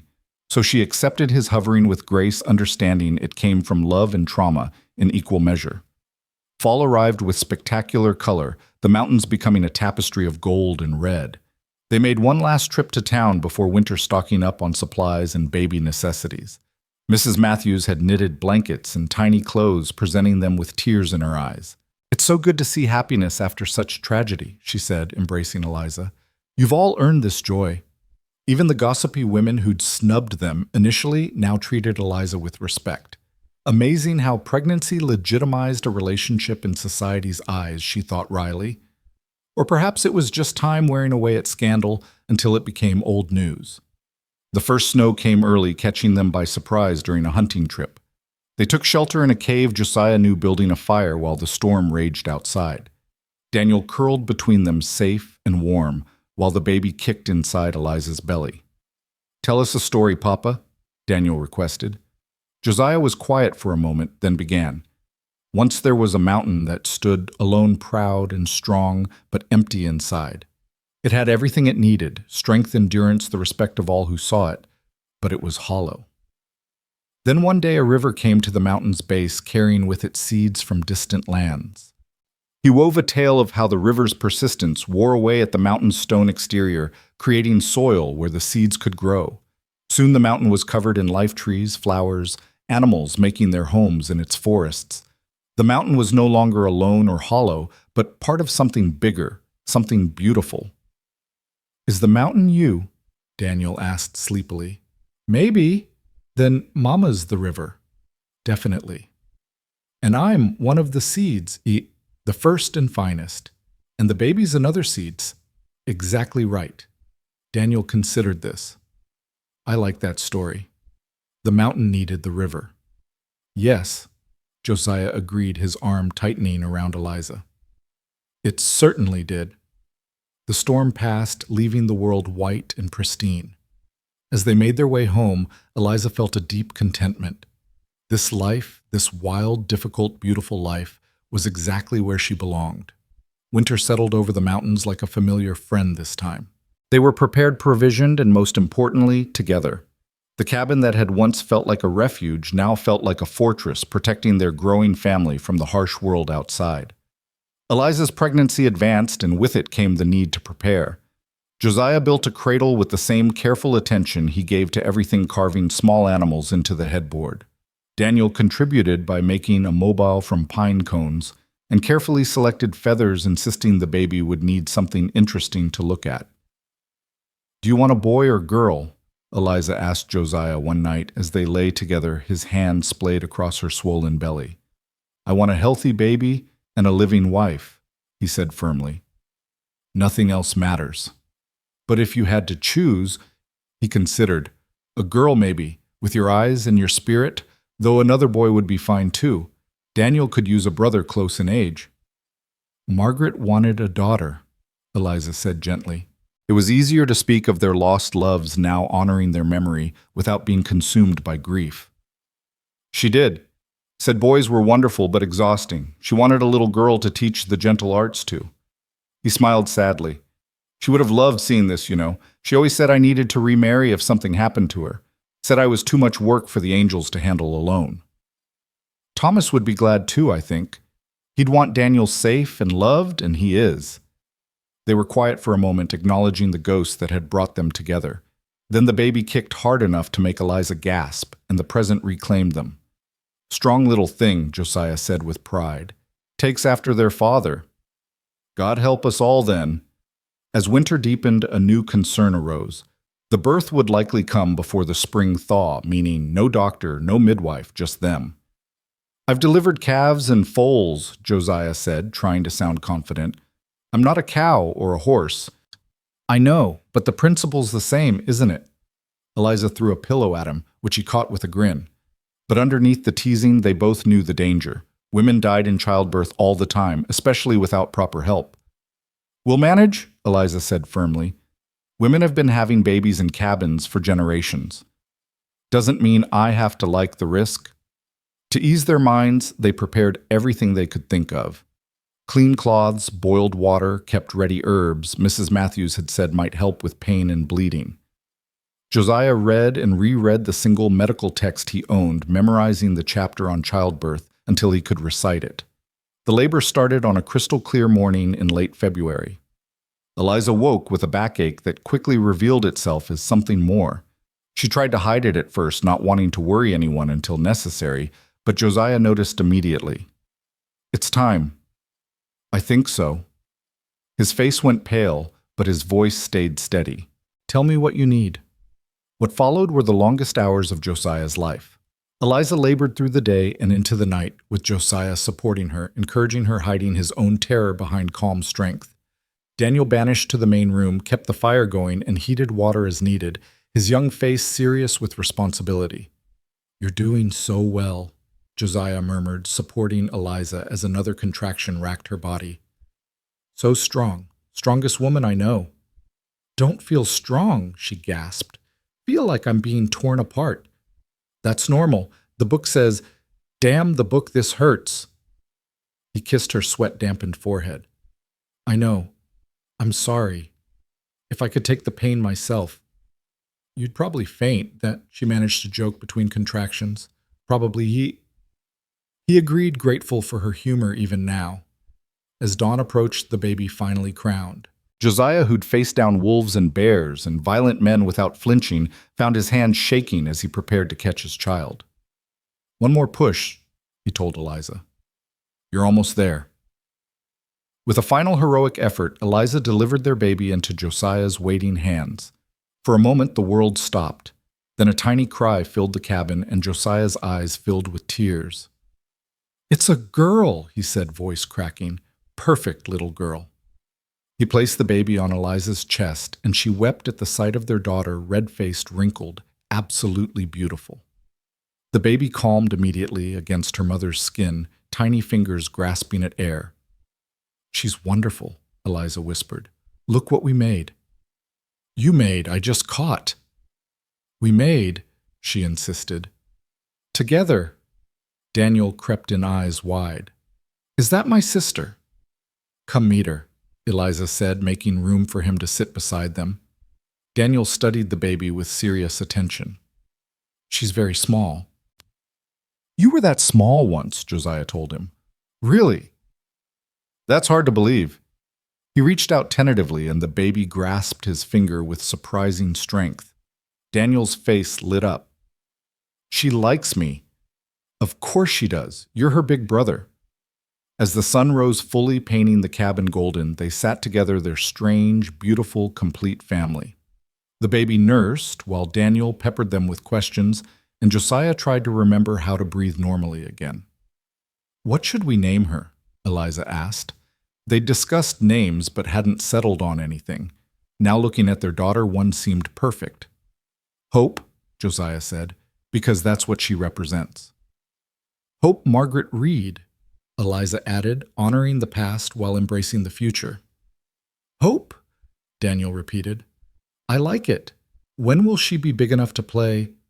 The adults laughed, the sound mixing with Hope's tiny sighs to create the sweetest music the cabin had ever heard.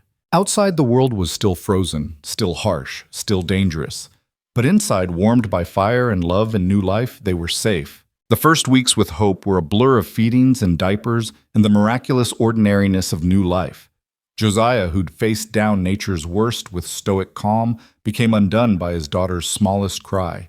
He'd leap from bed at her slightest whimper, often beating Eliza to the cradle. "She's fine," Eliza would murmur sleepily. "Babies make noise." "But what if she's not fine? What if something's wrong?" "Then we'll handle it. Together. Now come back to bed before you wake Daniel." But sleep came hard for Josiah those early days. He'd stand over Hope's cradle for hours, watching her breathe, marveling at her tiny fingers and rosebud mouth. Sometimes Eliza would find him there at dawn, tears on his weathered cheeks. "I never thought I'd have this again," he whispered one morning when she wrapped her arms around him from behind. "A daughter. Another chance." "She's not a replacement," Eliza said gently. "She's not meant to heal old wounds." "I know, but she does anyway. Every time she looks at me with those eyes, your eyes, something broken inside, mends a little more."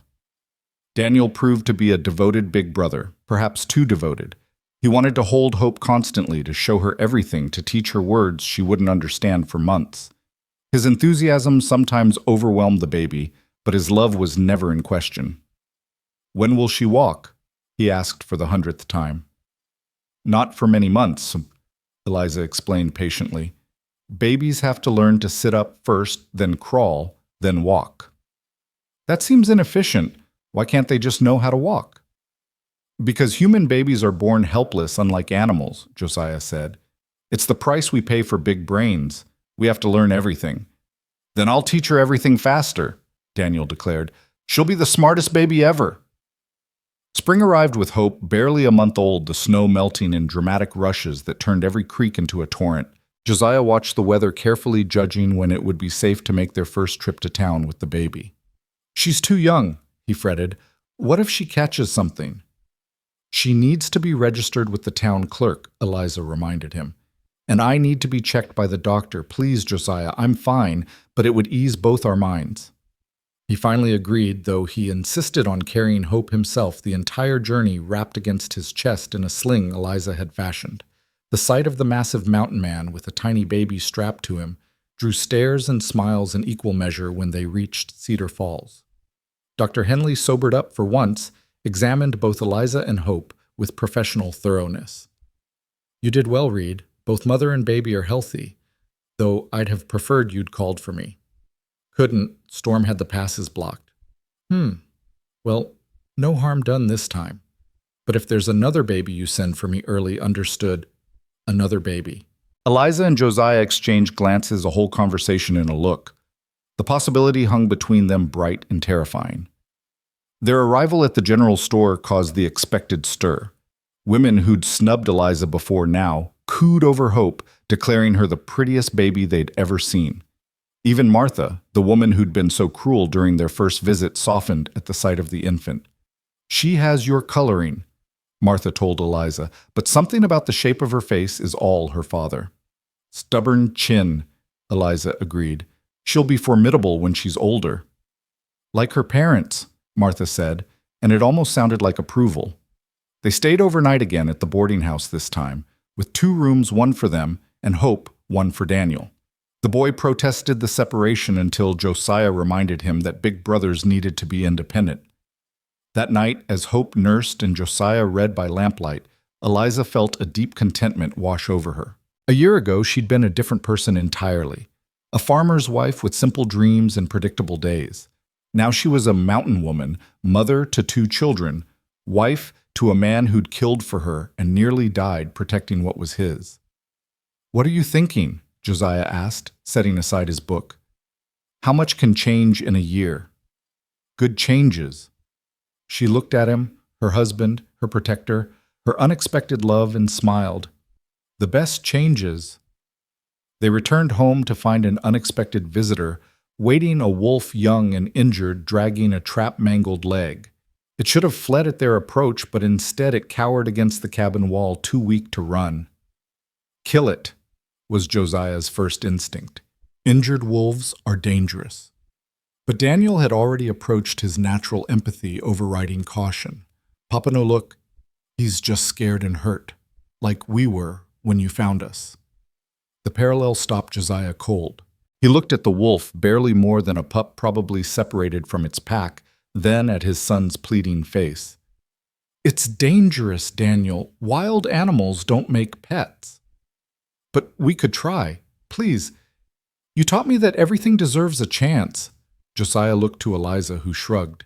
"You're the one who taught him compassion. Besides, if it becomes a problem, fine. But if it shows any aggression toward Hope or anyone else, it goes. No arguments." Daniel's joy was worth the risk. He spent hours that first day sitting near the wolf, talking softly, offering water and small pieces of meat. The wolf, perhaps recognizing a fellow young creature, gradually relaxed. Josiah, despite his reservations, reset the damaged leg and bound it with the same care he'd use on a horse. "Probably won't ever run right again," he told Daniel. "Even if it heals, the pack won't take it back. Weak members get driven out or killed. Then he'll stay with us. We're his pack now." The wolf, whom Daniel named Storm for his gray coloring, became an unlikely member of their household. He slept by the fire, followed Daniel everywhere, and showed surprising gentleness with Hope. When she cried, Storm would whine and pace until someone comforted her. When strangers approached, he'd position himself between them and the family hackles raised in warning. "Never thought I'd have a wolf for a guard dog," Josiah admitted one evening, watching Storm carefully lick Hope's face while she giggled. "You never thought you'd have any of this," Eliza reminded him. "True. I was prepared to die alone on this mountain. Now look at me. Wife, 2 children, and a tame wolf. What's next? A bear in the bedroom." Don't give Daniel ideas. Summer brought its own challenges and joys. The garden Eliza had started the previous year flourished, providing fresh vegetables that seemed like miracles after months of preserved food. Daniel learned to fish with real skill, often bringing home trout for dinner. Hope grew with startling speed, rolling over, sitting up, babbling constantly at anyone who'd listen. And Josiah began to build. "What is it?" Eliza asked, watching him lay out lumber he'd been cutting and seasoning for weeks. "Addition to the cabin, 2 more rooms. Daniel needs his own space, and Hope will too eventually. Can we afford it?" Furs traded well this year, Plus that family I guided to the settlement paid gold. He pulled her against him, hands splaying across her still soft belly. Besides, might need even more room someday. The suggestion made her blush. Josiah Reed, are you planning on giving me a dozen children? Not a dozen, but maybe a few more if you're willing. She turned in his arms to face him. I almost died with hope. I know. And if you never want to go through that again, I understand. What we have is already more than enough. But I love seeing you with our children. Love the family we're building.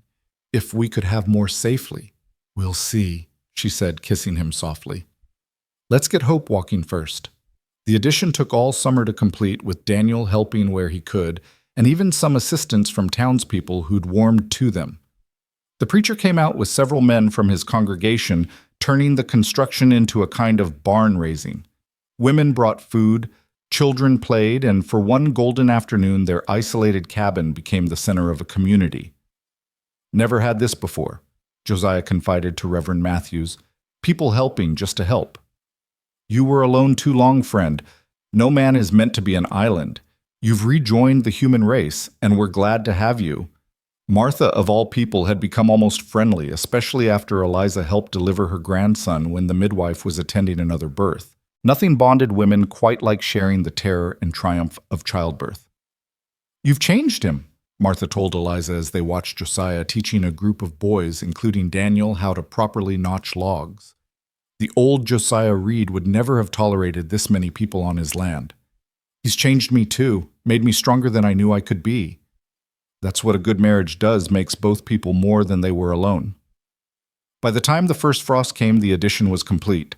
Daniel had his own room, small but private, with a window facing the mountains he loved. Hope's nursery connected to the main bedroom, close enough for nighttime feedings, but separate enough to give everyone better sleep. It's becoming a proper house, Eliza said, surveying their domain. It's a home, Josiah corrected. Has been since you arrived. That winter passed easier than any before. They were prepared, organized, and most importantly, experienced. The rhythms of mountain life had become second nature. Even Hope seemed to understand the pattern, sleeping longer during blizzards, more alert during clear days. Storm proved his worth repeatedly, warning them of approaching danger long before human senses could detect it. Once he alerted them to a mountain lion stalking their horses. Another time to travelers lost in a whiteout whom they were able to rescue and shelter until the storm passed. That wolf's the best decision I never wanted to make, Josiah admitted, after Storm drove off a particularly aggressive bear that had been trying to break into their smokehouse. Daniel has good instincts, Eliza said. Like his father. Both his fathers. Thomas must have been a good man to raise such a boy. It was generous, this acknowledgement of the man who'd come before. Eliza loved Josiah more for it. Spring of Hope's first year brought unexpected news. A letter arrived with a supply trader addressed to Mrs. Thomas Carter. Eliza's hand shook as she opened it, recognizing the handwriting of Thomas's sister from Ohio. What is it? Josiah asked, concern clear in his voice. Thomas's family. They've been looking for us. They heard about the attack, thought we were dead. But then someone from Cedar Falls wrote to them. She looked up from the letter. They want Daniel. They say he should be raised by blood family with proper education and opportunities. The temperature in the cabin seemed to drop 20 degrees. Josiah's face went hard as granite. They can't have him. They're his family. We're his family. I'm his father now, legal and proper. They abandoned you both to the frontier. They don't get to swoop in now that the hard part's done.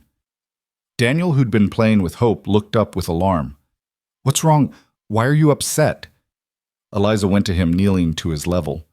Your father's family in Ohio just learned we're alive. They've invited you to come live with them. Without you?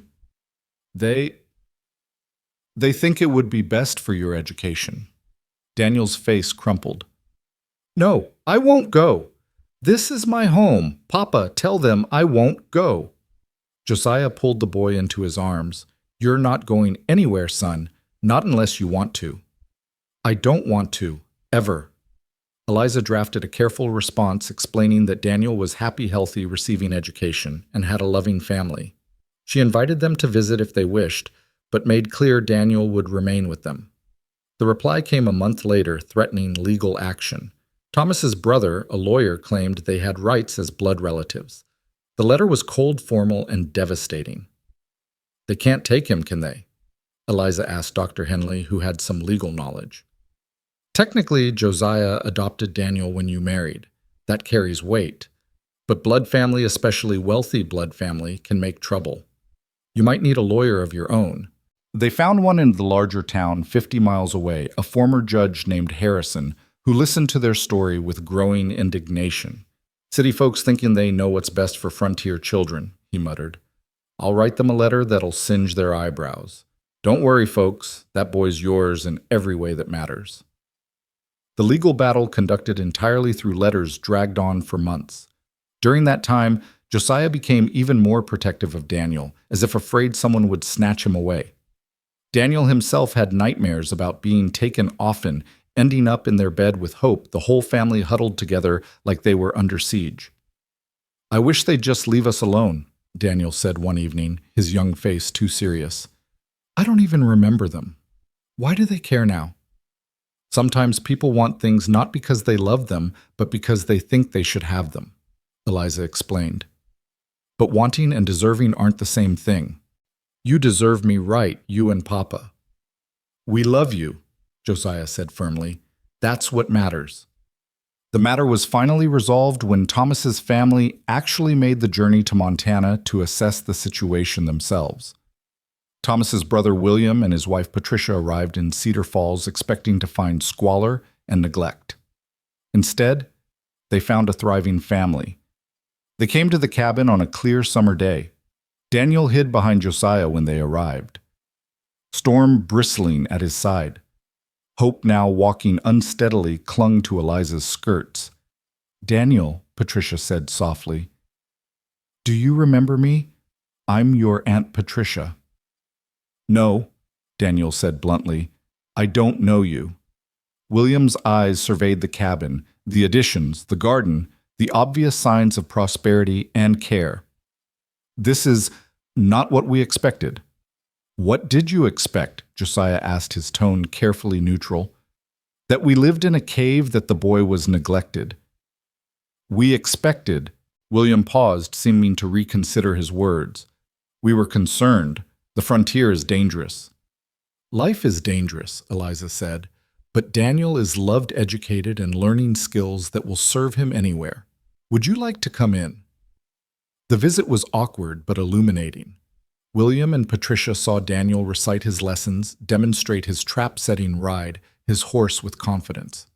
They saw him help with Hope, gentle and protective. They saw him call Josiah Papa with genuine affection. He's happy, Patricia finally admitted. Truly happy. He's also wild as a mountain cat, William observed, not entirely approving. He's free, Josiah corrected. There's a difference. Over dinner, the tension gradually eased. William told stories of Thomas as a boy, which Daniel absorbed eagerly. Patricia admired Hope, who charmed everyone with her sunny disposition. Even Storm, sensing the threat diminishing, stopped growling. Thomas would be scandalized, William said at one point, gesturing around the cabin. But he'd also be grateful, I think. You've given Daniel something we couldn't adventure purpose, a father who understands the wilder side of life. So you'll stop the legal proceedings? Eliza asked directly. William and Patricia exchanged glances. If Daniel wants to stay, truly wants it, then yes. I want to stay, Daniel said immediately. This is my home. These are my parents. Hope is my sister. Storm is my wolf. Why would I leave? Patricia had tears in her eyes. Then you should stay. But would you write to us sometimes? Let us know how you're doing. Daniel looked to Eliza, who nodded. I suppose I could do that. They left the next day, but not before William pulled Josiah aside. Take care of him. He's all we have left of Thomas. He's not Thomas's son anymore, Josiah said quietly but firmly. He's his own person, Daniel Reed, and I'll protect him with my life, same as I would my daughter. William studied him for a long moment, then extended his hand. Then we understand each other. After they left, the family celebrated quietly. The threat that had hung over them for months was gone. Daniel was officially, unquestionably theirs. Were you scared they'd take me? Daniel asked that night. Terrified, Josiah admitted, but I would have fought them. Legally, physically, whatever it took. You can't fight everyone who threatens us, Papa. Watch me. That summer brought other changes. Hope began talking real words, not just babble. Her first word was dada, which made Josiah cry. Her second was no, which she used constantly and with great authority. She's going to be trouble, Eliza predicted, watching Hope boss Storm around despite being a quarter of his size. Good. Trouble keeps life interesting. They made improvements to their home constantly. Now a better smokehouse, a root cellar, even a small barn for the horses. Each addition made them more self-sufficient, less dependent on town for supplies. Josiah taught Daniel to hunt larger game, while Eliza taught him to read more complex books they'd acquired. He's getting an education, Eliza insisted when Josiah worried about too much book learning. Just a different kind than he'd get in Ohio. Better kind, Josiah maintained. He can read Shakespeare and track elk. How many boys can do both? Fall arrived with spectacular beauty and an unexpected proposition. A group of settlers, hearing of Josiah's knowledge of the mountains, wanted to hire him as a guide to California. The money would be enough to sustain them for 2 years. It would mean leaving for 2 months, he explained to Eliza. I don't like it, but it would secure our future. Only if you're comfortable alone with the children, Eliza considered. A year ago, the prospect would have terrified her. Now, we have Storm, we have supplies, and I have your rifle. We'll manage. You're sure? I'm sure. Besides, it'll give you stories to tell the children when you return. He left in early October after many preparations and repeated instructions about everything from maintaining the fire to treating injuries. Daniel tried to be stoic about his departure, but clung hard when Josiah hugged him goodbye. You're the man of the house while I'm gone, Josiah told him. Take care of your mother and sister. I will, Papa, I promise. Watching him ride away was harder than Eliza expected. They'd not been apart since that first night he'd saved them. But she had to be strong for the children, had to prove to herself that she could manage this life even alone if necessary. The first week was the hardest. Every sound made her jump, every shadow could be danger. But gradually she found her rhythm. She could keep the fire going, cook their meals, tend the animals, even reset the nearby traps Josiah had shown her. Daniel helped enormously, taking his role as temporary man of the house seriously. We're doing it, Mama, he said proudly, after they'd successfully smoked a deer he'd helped her shoot. We're surviving without Papa. We are, but I'll still be glad when he returns. 2 weeks into Josiah's absence, trouble arrived. 3 men appeared at the cabin, rough-looking types who claimed to be lost trappers. Eliza knew better. Their eyes were too calculating, their smiles too false. Nice place you got here, one said, looking around with obvious interest. Your man around. He'll be back any moment. Eliza laid her hand on the rifle just inside the door. Funny, we heard he was gone guiding. Leaves a pretty woman like you all alone. Storm, sensing threat emerged from the cabin lips, pulled back in a snarl. The men stepped back instinctively. That's a wolf, one said unnecessarily. Yes, my son's pet. He doesn't like strangers. Eliza lifted the rifle, not quite pointing it at them, but making her capability clear. Neither do I. Now, no need for unfriendliness. We're just looking for shelter. Town's 20 miles that way. I suggest you start walking. The leader of the group smiled unpleasantly. Come now, surely you could spare some food, maybe some company. Eliza chambered around the sound sharp in the cold air. I can spare some lead if you'd prefer. My husband taught me to shoot. Want to see how well now? Daniel appeared in the doorway, his small bow in hand, arrow nocked. Mama, should I get the others? Others. There were no others, but the men didn't know that. The combination of armed woman, armed child, and snarling wolf was enough to tip the scales. No need for violence, the leader said, backing away. We'll be going. They left, but Eliza knew they might return. She barricaded the door that night, kept the rifle loaded and close. Storm slept in front of Hope's cradle, alert to every sound. The men did return 2 nights later, thinking to catch them sleeping.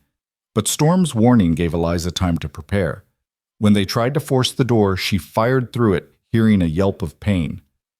More shots were exchanged, and then Daniel did something that terrified and amazed her. He climbed out his window and circled behind them in the darkness. "You're surrounded," he yelled from the trees, disguising his young voice as best he could. "Leave now or die." The bluff worked. Already injured and unnerved by the fierce resistance, the men fled. They didn't return, though Eliza barely slept for the next week, jumping at every sound. When Josiah finally returned in late November, successful but exhausted from his journey, Eliza nearly collapsed with relief. He noticed the patched bullet holes immediately. "What happened?" She told him everything, watching his face darken with each detail. When she finished, he pulled her and the children into a fierce embrace.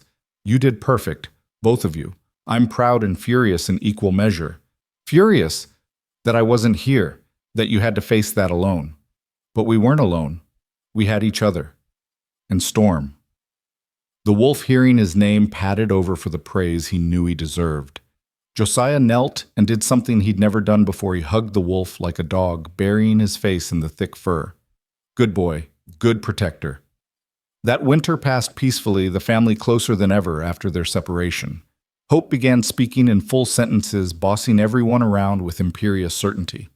Daniel grew another 2 inches, his voice beginning to crack occasionally, and Eliza realized with a mix of joy and trepidation that she was pregnant again.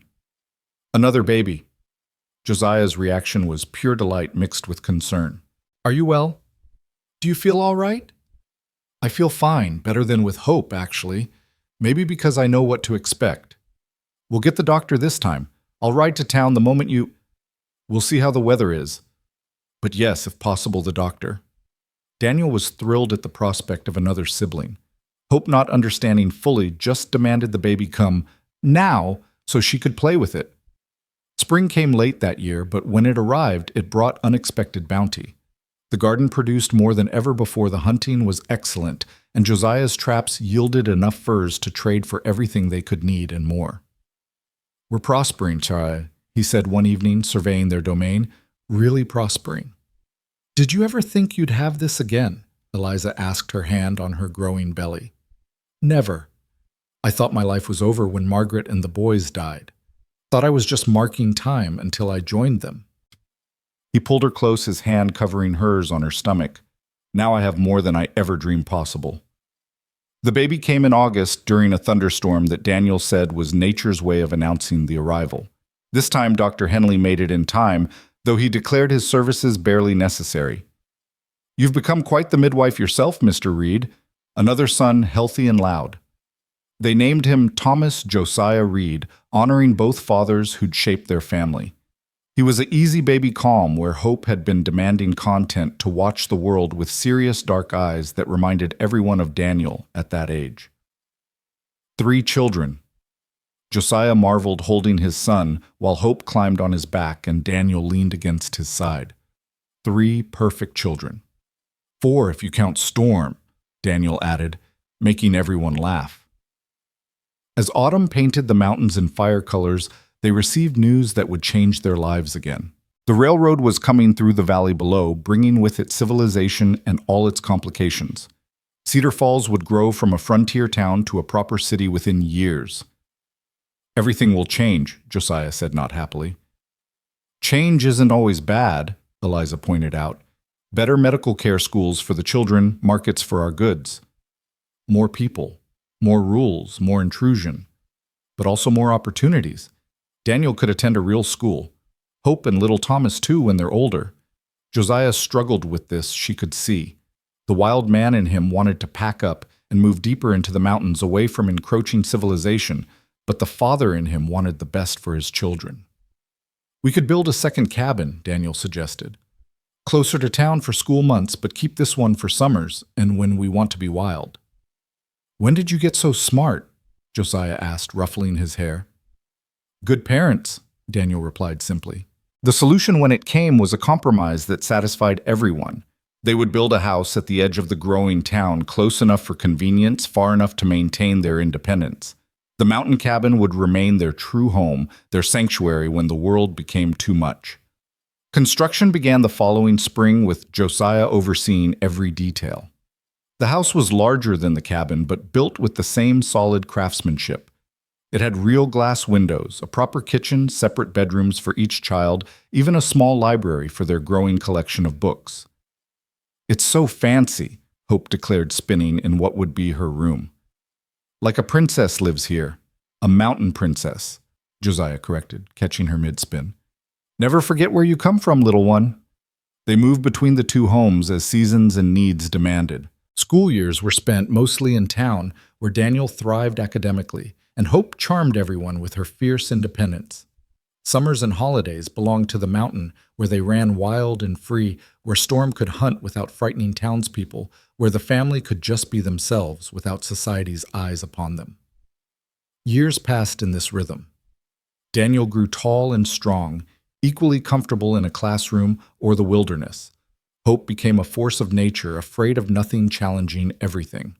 Little Thomas showed signs of a gentle soul with his father's strength, his mother's wisdom. And through it all, Eliza and Josiah's love only deepened. They'd been tested by tragedy, bonded by survival, and chosen each other again and again. Every challenge faced together made them stronger. Every joy shared made them closer. One evening, as they sat on the porch of their mountain cabin, watching their children play in the meadow, Daniel teaching Thomas to shoot while Hope practiced riding bareback despite repeated warnings to use a saddle. Eliza leaned into Josiah's solid warmth. "Do you remember that first night," she asked, "when you said my body was yours until you had sons?" He winced. Worst proposal in history. But it worked out. Better than I deserved, better than I ever imagined.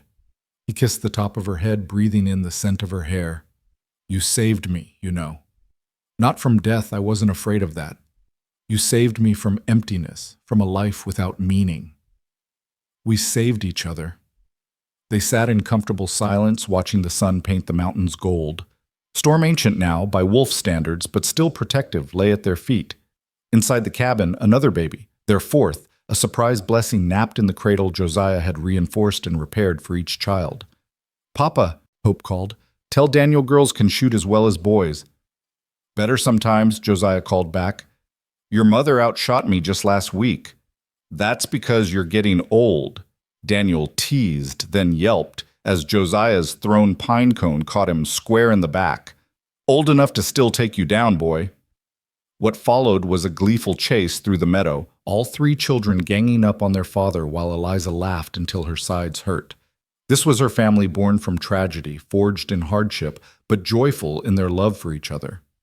As darkness began to fall and they all trooped inside for dinner, Eliza paused in the doorway to look back at the mountains that had brought them together. Somewhere out there were the bones of their old lives. Thomas in his grave, the remnants of burned wagons, the echoes of who they used to be. But here in this cabin, filled with laughter and light, was their truth. They were the Reed family, wild and civilized, fierce and gentle, broken and whole. They'd faced wolves and bandits, blizzards and doubt, loss and fear. They'd survived it all and built something beautiful from the ashes. "Coming, Mrs. Reed," Josiah called from inside. "Coming, Mr. Reed," she answered, closing the door on the past and walking into her future. The mountains stood eternal watch as another night fell on the Reed homestead, where love had conquered loss, where second chances bloomed like wildflowers after fire, where a widow and a mountain man had discovered that sometimes the greatest adventures begin with the simple act of choosing to survive together. Inside the family, gathered around the table, heads bowed as Josiah said grace in his rumbling voice, thanking God for the food, for their health, for each other. When he finished, Hope immediately began chattering about her day, while Thomas listened with wide eyes, and Daniel tried to steal extra biscuits when he thought no one was looking. Eliza met Josiah's eyes across the chaos, sharing a smile that held years of history and promise of years to come. He reached over, squeezed her hand briefly, a small gesture that said everything. They were home.